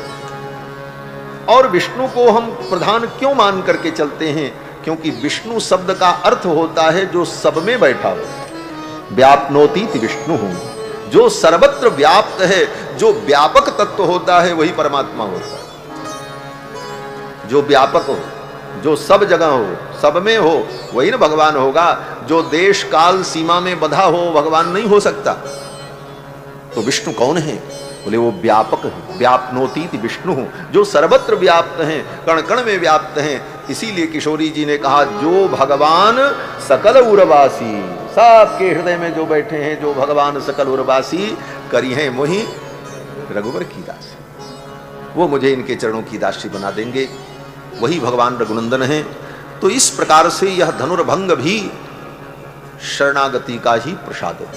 किशोरी जी ने पूर्ण रूप से जब भगवान के चरणों में उपाय बुद्धि की तो भगवान ने धनुष तोड़ दिया, और जब धनुष तोड़ दिया तो किशोरी जी ने भगवान के गले में वरमाला डाल दी।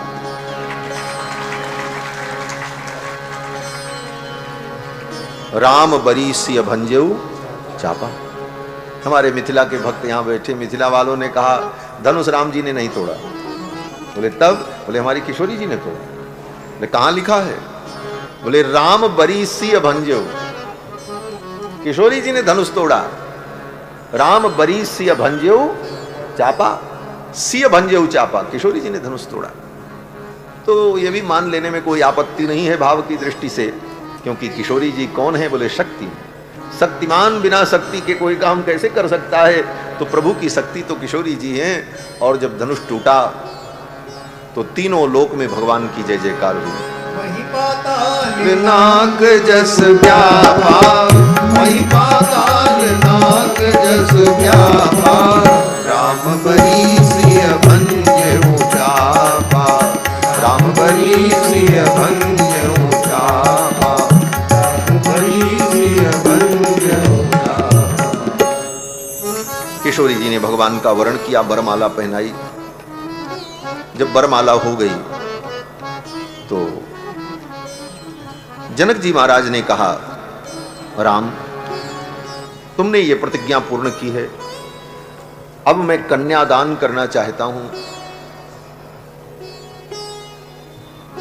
और मैं भी अपनी प्रतिज्ञा को पूर्ण कर लूं, ये कन्यादान स्वीकार करो। उसी क्षण जनक जी महाराज कन्यादान करने जा रहे थे, लेकिन राम जी ने मना कर दिया। राम जी ने कहा मैं कन्यादान नहीं लूंगा। क्यों? राम जी ने कहा प्रतिज्ञा मैंने पूरी कर दी, सब ठीक है, लेकिन कन्यादान लेकर पाणिक ग्रहण तो तब मैं करूंगा जब मेरे पिताजी आएंगे और मेरे पिताजी अनुमति देंगे, तब मैं विवाह करूंगा। ये राम जी ने मर्यादा स्थापित। अगर राम जी पाणिक ग्रहण कर लेते, कन्यादान ले लेते, कोई अधर्म नहीं होता। गुरु जी साक्षी हैं, विश्वामित्र जी, सब कुछ मर्यादा के अनुकूल था। प्रतिज्ञा भी पूर्ण की थी राम जी ने, कहीं कोई प्रकार की आपत्ति नहीं थी। लेकिन इसके बाद भी राम जी की पितृभक्ति, राम जी ने कहा मैं अपने पिता के अधीन हूं, जब तक मेरे पिताजी अनुमति नहीं देंगे तब तक मैं विवाह। जनक जी की आंखों में आंसू आ गए। धन्य हो राम, मर्यादाओं का पालन कैसे किया जाता है ये राम जी से सीखना चाहिए। इसीलिए आज भी रामचरित्र प्रासंगिक है। आज लाखों वर्ष से इस धरती पर रामायण को गाया जा रहा है, सुना जा रहा है। क्यों? क्योंकि रामचरित्र आज भी हमारे जीवन का मार्गदर्शक। आज राम जी के इस चरित्र का अनुकरण बच्चों के जीवन में आ जाए तो कितने माँ बाप का रोना धोना बंद हो जाए। आज माँ बाप की कितनी बड़ी समस्या है। जिस बच्चों को पाल पोस करके योग्य बनाया, वो अपने मन से माता पिता को पीछे छोड़कर उनकी भावनाओं का निरादर करके अपने मन से जाकर के वैवाहिक संबंध कर लेते हैं।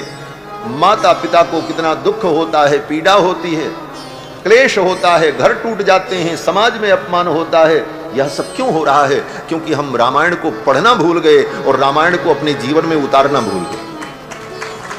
राम जी के चरित्र से शिक्षा ली। राम जी ने कहा जब तक मेरे पिताजी नहीं आएंगे, मेरे परिवार के लोगों का समर्थन नहीं होगा, तब तक मैं कन्यादान ग्रहण नहीं करूंगा। लेकिन ये प्रसंग यहां पर बालकांड में नहीं है, घटना तो यही की। इस प्रसंग का स्मरण महर्षि वाल्मीकि ने अयोध्या कांड में किया है। कब? बोले राम जी जब वन की यात्रा पर गए और वन की यात्रा पर चित्रकूट से आगे बढ़े, अत्रि मुनि के आश्रम में जब भगवान पहुंचे तो अत्रि मुनि की पत्नी अनसुया ने किशोरी जी को आभूषण दिया, वस्त्र दिया, और अनसुया जी ने किशोरी जी से कहा सीते, इन रघुनंदन को तुमने कैसे पाया? इनके साथ तुम्हारा विवाह कैसे हुआ, अपने विवाह की चर्चा हमको सुनाओ। तब वहां पर किशोरी जी ने, जानकी जी ने अत्रि मुनि की पत्नी अनुसूया को अपने विवाह की जो कथा सुनाई, उस प्रसंग में किशोरी जी ने कहा कि ये इतने शील निधान हैं, इतने संकोची हैं कि धनुष टूटने के बाद मेरे पिताजी कन्यादान करना चाहते थे, लेकिन इन्होंने मना कर दिया। जब तक मेरे पिता नहीं आएंगे तब तक मैं कन्यादान नहीं ग्रहण करूंगा। किशोरी जी ने यह कथा सुनाई और अनुसूया जी सुन करके बड़ी प्रसन्न हुई। तो ये राम की मर्यादा है। राम जी ने कहा हमारे अयोध्या सूचना भेजी जाए, मेरे पिताजी सपरिकर पधारें तब ये विवाह होगा। फिर तो जनक जी महाराज ने दूतों को बुलाया और पत्रिका लिखी। जनकेन समादिष्टा दूतास्ते क्लांत वाहनाः त्रिरात्रमुषिता मार्गे ते अयोध्याम प्राविशन पुरीम। पत्रिका लिख करके जनक जी ने दूतों को दिया और कहा ये पत्रिका लेकर के अयोध्या जाओ। तीव्रगामी अश्व पर बैठकर दूत लोग अयोध्या के लिए चल पड़े। 3 दिन 3 रात्रि चल करके तब दूत लोग अयोध्या पहुंचे। त्रिरात्र मुषिता मार्गे ते अयोध्याम प्राविशन पुरीम। और जब अयोध्या में दशरथ जी महाराज के दरबार में पहुंचे, दशरथ जी को पता चला मिथिला से दूत आए हैं, पुत्रों का संदेश लेकर के आए हैं। दशरथ जी का हृदय भर आया। इतने दिन बाद जब से गए रघुनंदन, आज कोई संदेश आया है, कहां थे, कैसे हैं, क्या है, कोई सूचना नहीं मिल पा रही थी। आज दूत आए और दूतों ने कहा महाराज हम आपके पुत्रों का संदेश लेकर के आए हैं और जनकपुर से आए। अब तो दशरथ जी महाराज ने सब काम छोड़ दिया और बड़े आदर से उन दूतों को बुलाया, सम्मान किया, उनको बैठाया और बड़े प्रेम से पूछा भैया कहो कुशल दो बारे, तुम नीके निज नयन निहारे। भैया कहो कुशल दो बारे, भैया कहो कुशल दो बारे, तुम नीके निज नयन निहारे, तुम नीके निज नयन निहारे। भैया कहो कुशल दो बारे, भैया कहो कुशल दो बारे। दशरथ जी ने कहा भैया मेरे दोनों बालक कुशल से तो हैं। चक्रवर्ती सम्राट होकर एक दूत को, एक संदेशवाहक को भैया शब्द से संबोधित करते हैं चक्रवर्ती। भैया ये हमारे अयोध्या की बड़ी प्यारी भाषा है, जो बहुत प्रिय हो और जिससे बहुत आत्मीयता हो, उसको भैया कह करके ही संबोधन किया। हमारे यहाँ माताएं भी अपने बच्चों को कहती भैया कुछ खा लो, बहन भी कहती है, माँ भी कहती है, पिताजी भी बच्चों को गांव में कहते हैं भैया कुछ खा ला। ये अवध का शब्द है, अवधि का। ये अत्यंत आत्मीयता का बोध कराने वाला शब्द। यहां तक कि आस पड़ोस में भी जो अपने आत्मीय होते हैं वो आ जाते हैं तो लोग यही कहते हैं आओ भैया बैठो। दशरथ जी ने भी इसी आत्मीयता से उन दूतों से कहा भैया कहो कुशल दो बारे, तुम नीके निज नयन निहारे। मेरे दोनों बालक कुशल से तो हैं, आपने उनको अपनी आंखों से देखा है। दूतों ने कहा महाराज हमने अपनी आंखों से देखा और उन्हीं का संदेश लेकर के हम आए हैं। दशरथ जी को विश्वास नहीं हो रहा। दशरथ जी ने कहा अपनी आंखों से देखा? बोले हाँ हाँ अपनी आंखों से देखा। दशरथ जी ने कहा क्या प्रमाण है कि आपने अपनी आंखों से देखा? दूतों ने कहा महाराज अब प्रमाण तो हमारे पास कोई नहीं है, लेकिन एक बात जरूर है। बोले क्या? बोले आपके पुत्रों को जो देख लेता है ना, फिर उसकी आंखों से संसार का दिखना ही बंद हो जाता है, फिर वो संसार नहीं देख पाता, ये आंखें फिर उन्हीं को देखना चाहिए। दूतों ने कहा देव देखी तब बालक दो, देव देखी तब बालक दो, अब न आँखी तर आवत को, अब न आँखी तर आवत को। देव देखी तब बालक दो, देव देखी तब बालक दो। दूतों की ये वाक्य रचना सुनकर दशरथ जी महाराज बड़े गदगद हुए। दूतों ने सारा संदेश बताया। दूतों ने कहा, महाराज गुप्तः कुशिक पुत्रेण कौशल्यानंद वर्धन लक्ष्मणेन सह भ्राता विदेहेषु बसत्यसौ। दूतों ने कहा, विश्वामित्र जी के द्वारा संरक्षित होकर कौशल्यानंद वर्धन कुमार लक्ष्मण के साथ विदेहेषु बसत्यसौ, इस समय विदेह नगर जनकपुर में रहता है, वहां पहुंच गए। दृष्टवीर्यस्तु काकुस्थो जनकेन महात्मना, आपके पुत्र काकुस्थ के पराक्रम को देखकर, राम जी का एक नाम है काकुस्थ, ककुस्थ के कुल में उत्पन्न हुए, इसलिए इनका नाम काकुस्थ है। दूतों ने कहा कि दृष्टिवीर्यस्तु काकुस्थो जनकेन महात्मना, मेरे महाराज जनक ने आपके पुत्र का पराक्रम देखा और उस पराक्रम से संतुष्ट होकर संप्रदानम सुतायास्तु, अपनी बेटी का वो संप्रदान करना चाहते हैं, दान करना चाहते हैं। संप्रदानम सुतायास्तु राघवे कर्तुम इच्छति, आपके पुत्र राघव को अपनी बेटी का सीता का कन्यादान करना चाहते हैं। यदि वो रोचते वृत्तम जनकस्य महात्मनः पुरीम गच्छामहे शीघ्रम मा भूतकालस्य पर्यया। दूतों ने कहा, महाराज अगर यदि वो रोचते वृत्तम जनकस्य महात्मनः, जनक जी की ये प्रतिज्ञा और जनक जी का ये विचार अगर आपको अच्छा लगता है तो आप मिथिला के लिए पधारे। तो राजा दशरथ जी ने तुरंत ये नहीं कहा हाँ हाँ ठीक है हम चल रहे हैं। दशरथ जी ने अपने मंत्रियों को बुलाया। कोई भी बड़ा कार्य करना हो निश्चित रूप से सब निर्णय आप लेने में समर्थ हैं और आपको ही लेना है, लेकिन जो आपके परिकर हैं उनको विश्वास में लेकर के ही कार्य करने से कार्य सुंदर होता है। दशरथ जी महाराज को अपने मंत्रियों से कोई पूछने की तो जरूरत है नहीं, उनके बेटे की शादी है, उसमें मंत्री क्या करेंगे। लेकिन फिर भी दशरथ जी ने अपनी राजनीति और सिद्धांत के अनुकूल अपने मंत्रियों को बुलाया। मंत्रिणो बाढ़ मित्याहु सह सर्वैर महर्षि, सभा में जितने मंत्री बैठे थे, दृष्टि, जयंत, सुराष्ट्र, राष्ट्रवर्धन, अकोप, धर्मपाल, सुमंत, ये 8 महामंत्री और जितने महर्षि बैठे थे सभा में, सब लोगों ने कहा राजन आपका विचार ठीक है और पूरी तैयारी के साथ हम लोग चलें और रघुनंदन का मिथिला में विवाह।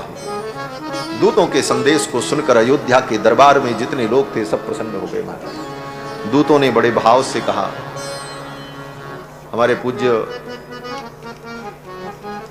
मामा जी महाराज, बक्सर के पूज्य मामा जी, उनकी बड़ी सुंदर रचना है कि दूत लोग जब अयोध्या आए मिथिला से तो दूतों ने पत्रिका का भाव गा करके सुनाया। एक पद की रचना की महाराज जी ने, बड़ा सुंदर पद है भोजपुरी में, कि दूत लोग कहते हैं कि हे भगवान हम तो पाती लेके आवत बानी पार से, राजा जनक दरबार से।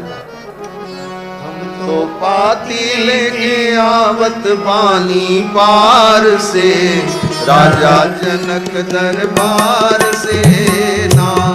हम तो पाती लेके आवत बानी पार से, राजा जनक दरबार से ना।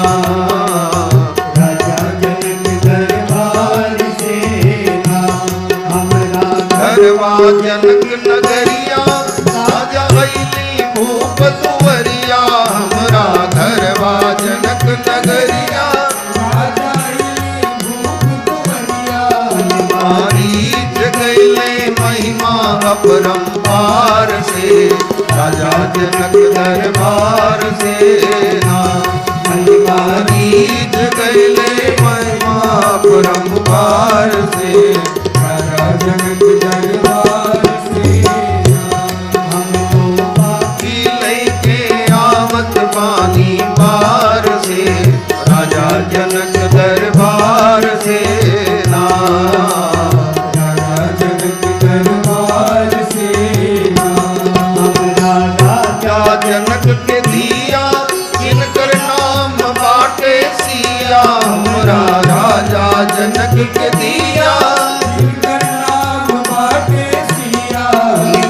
बाती हुई है कौशल्या कुमार से, राजा जनक दरबार से खुलकर शादी हुई है कौशल्या कुमार से, राजा जनक दरबार से ना।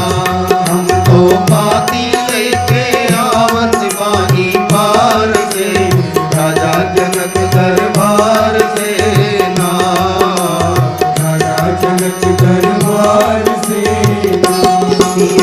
शांति रूप जब जन ले, राजा जनक धनुष प्रण ठन ले, सिंह के शांति रूप जब जन ले, बाबा जनक धनुष प्रण ठन ले, रचना रच ले सिया स्वयंवर के विचार से, राजा जनक दरबार से रचना रच ले सिया स्वयंवर के विचार से, राजा जनक दरबार से ना। हम तो बाती लेके आवत बानी पार से, राजा जनक दरबार से ना, राजा जनक दरबार से ना। बड़े बड़े भट भूप धनुआ देख के बैठे चूप, जुटले बड़े बड़े भट भूप धनुआ देख के बैठे चूप, भर धनुष उठल ना दोनों वीर बरियार से, राजा जनक दरबार से ना। भर धनुष उठल ना दोनों वीर बरियार से, राजा जनक दरबार से ना। अब तो बाती लेके आवत बानी पार से, राजा जनक दरबार से ना, राजा जनक दरबार से ना। दूतों ने कहा महाराज हमारे जनक जी ने प्रतिज्ञा की, बड़े बड़े राजा आए लेकिन तिल भर कोई उस धनुष को उठा न पाए। लेकिन आपके रघुनाथ जी ने क्या लीला की, आपके रघुनाथ जी ने उस धनुष को भरी सभा में उठाया, प्रत्यंचा चढ़ाई और तोड़ दिया। दशरथ जी के लाल पाँव में धनुष तोड़ जयमाल, तहवा दशरथ जी के लाल और धनुष तोड़ के माल, दशरथ जी के लाल धनुष तोड़ जयमाल, दशरथ जी के लाल और धनुष तोड़ के माल। तीनों लोक भरल रघुवर के जय जयकार से, जय हो दरबार से ना। तीनों लोक भरल रघुवर के जय जयकार से, राजा जनक दरबार से ना। हम तो बाती लेके आवत बानी पार से, राजा जनक दरबार से ना, राजा जनक दरबार से ना। कल बाटे थोड़ा जल्दी साथी हाथी घोड़ा, बाकी कल बाटे थोड़ा जल्दी साजी हाथी घोड़ा, बाकी कल बाटे थोड़ा जल्दी साथी हाथी घोड़ा, बाकी कल बाटे थोड़ा जल्दी साजी हाथी घोड़ा। विनती करत वाली कर जोरी सरकार से, राजा जनक दरबार से ना। विनती करत वाली कर जोरी सरकार से, राजा जनक दरबार से ना। तो बाती लेके आवत वाली पार से, राजा जनक दरबार से ना, राजा जनक दरबार से ना, राजा जनक दरबार से ना, राजा जनक दरबार से ना, राजा जनक दरबार से ना। दूतों ने संदेश सुनाया, पत्रिका दी।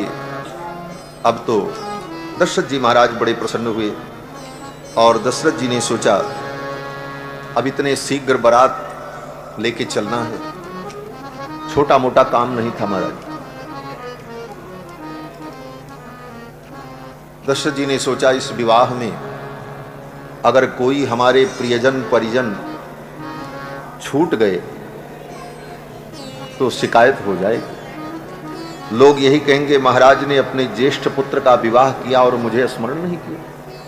बेटी का विवाह हो तो कोई बात नहीं, लेकिन बेटे के विवाह में अगर मत पूछो किसी को तो जीवन भर उलाहना सुनने को मिलता है। और दशरथ जी का तो सम्मान स्वर्ग में भी था। देवराज इंद्र उनके मित्र, दशरथ जी किसको छोड़ें, किसको निमंत्रण दें, किसको न दें, बड़ी समस्या थी। समय भी कम था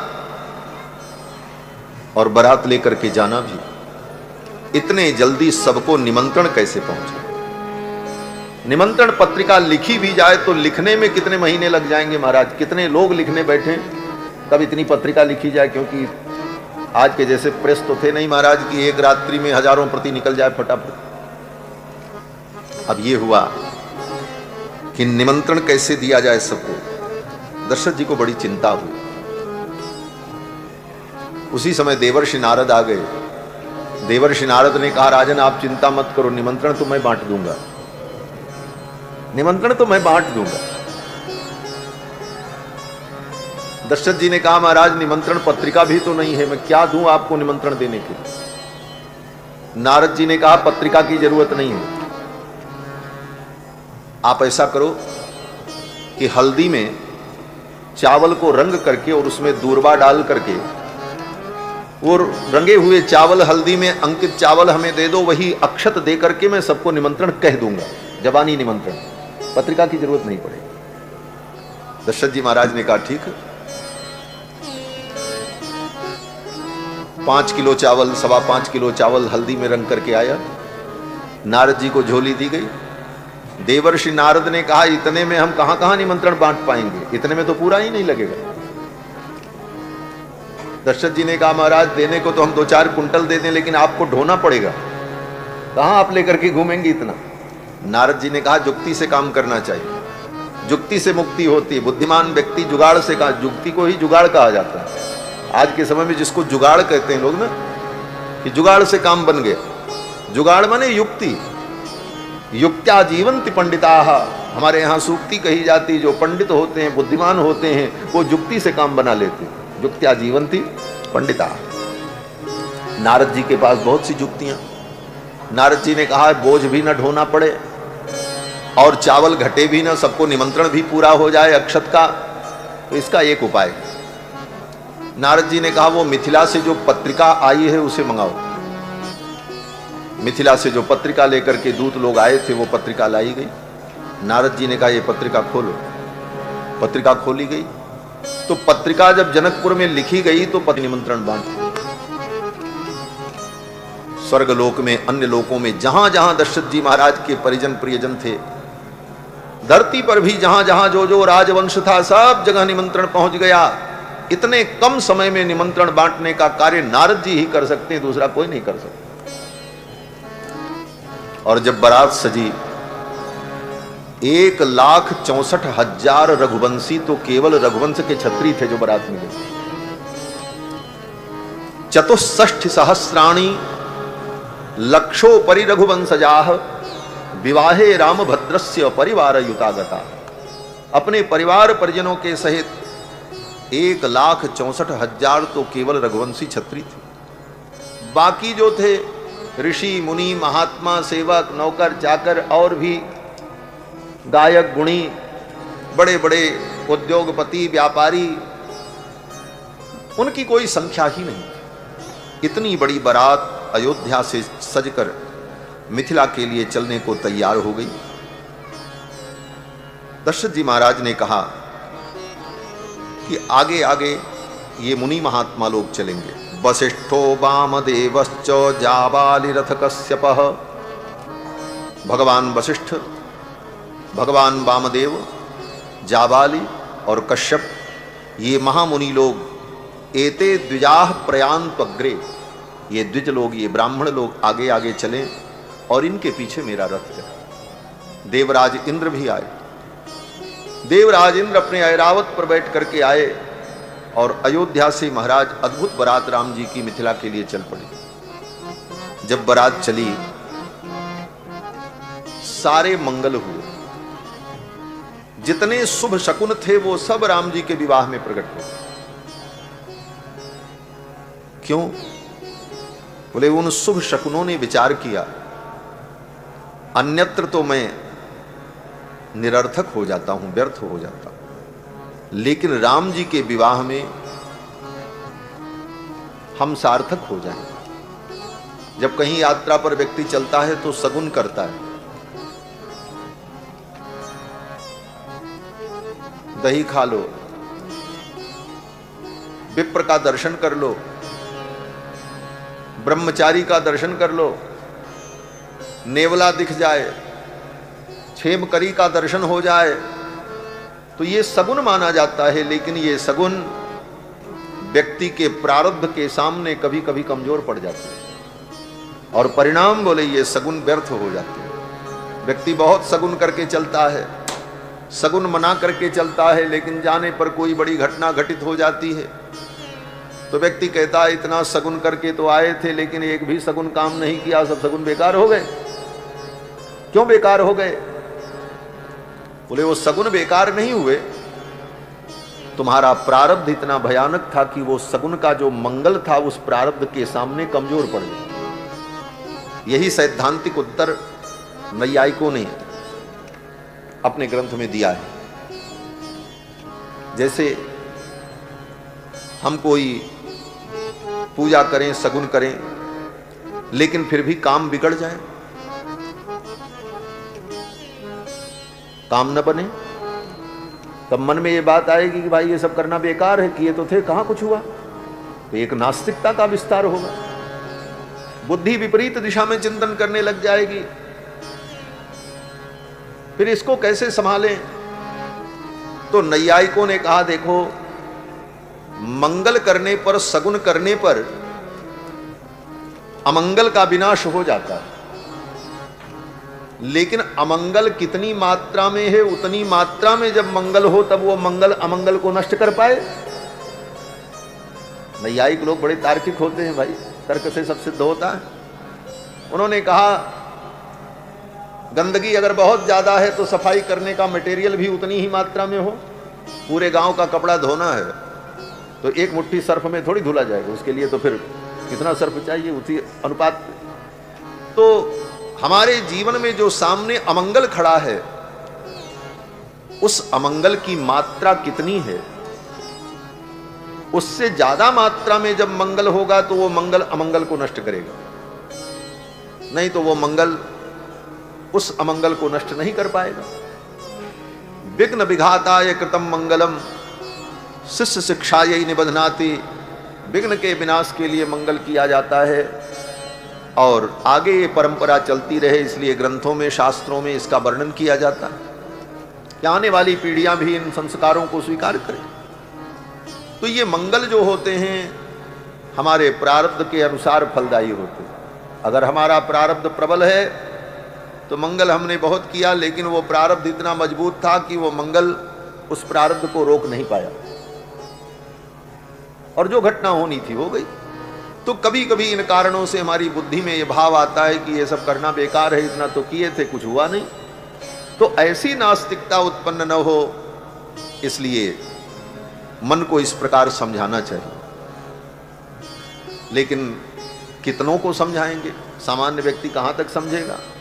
सामान्य व्यक्ति तो यही कहेगा ये सब बेकार है, इनका कोई अर्थ नहीं है इन मंगलों का।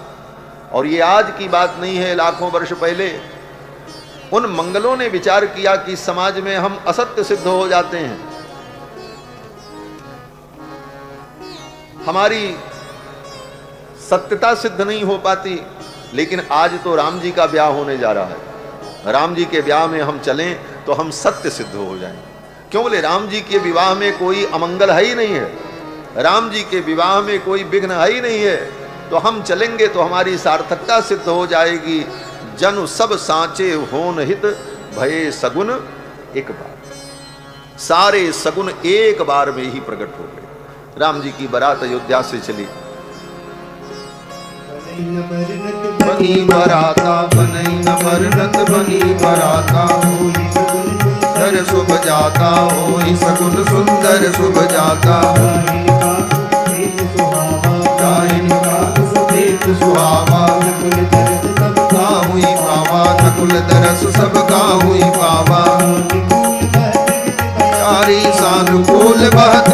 प्यारी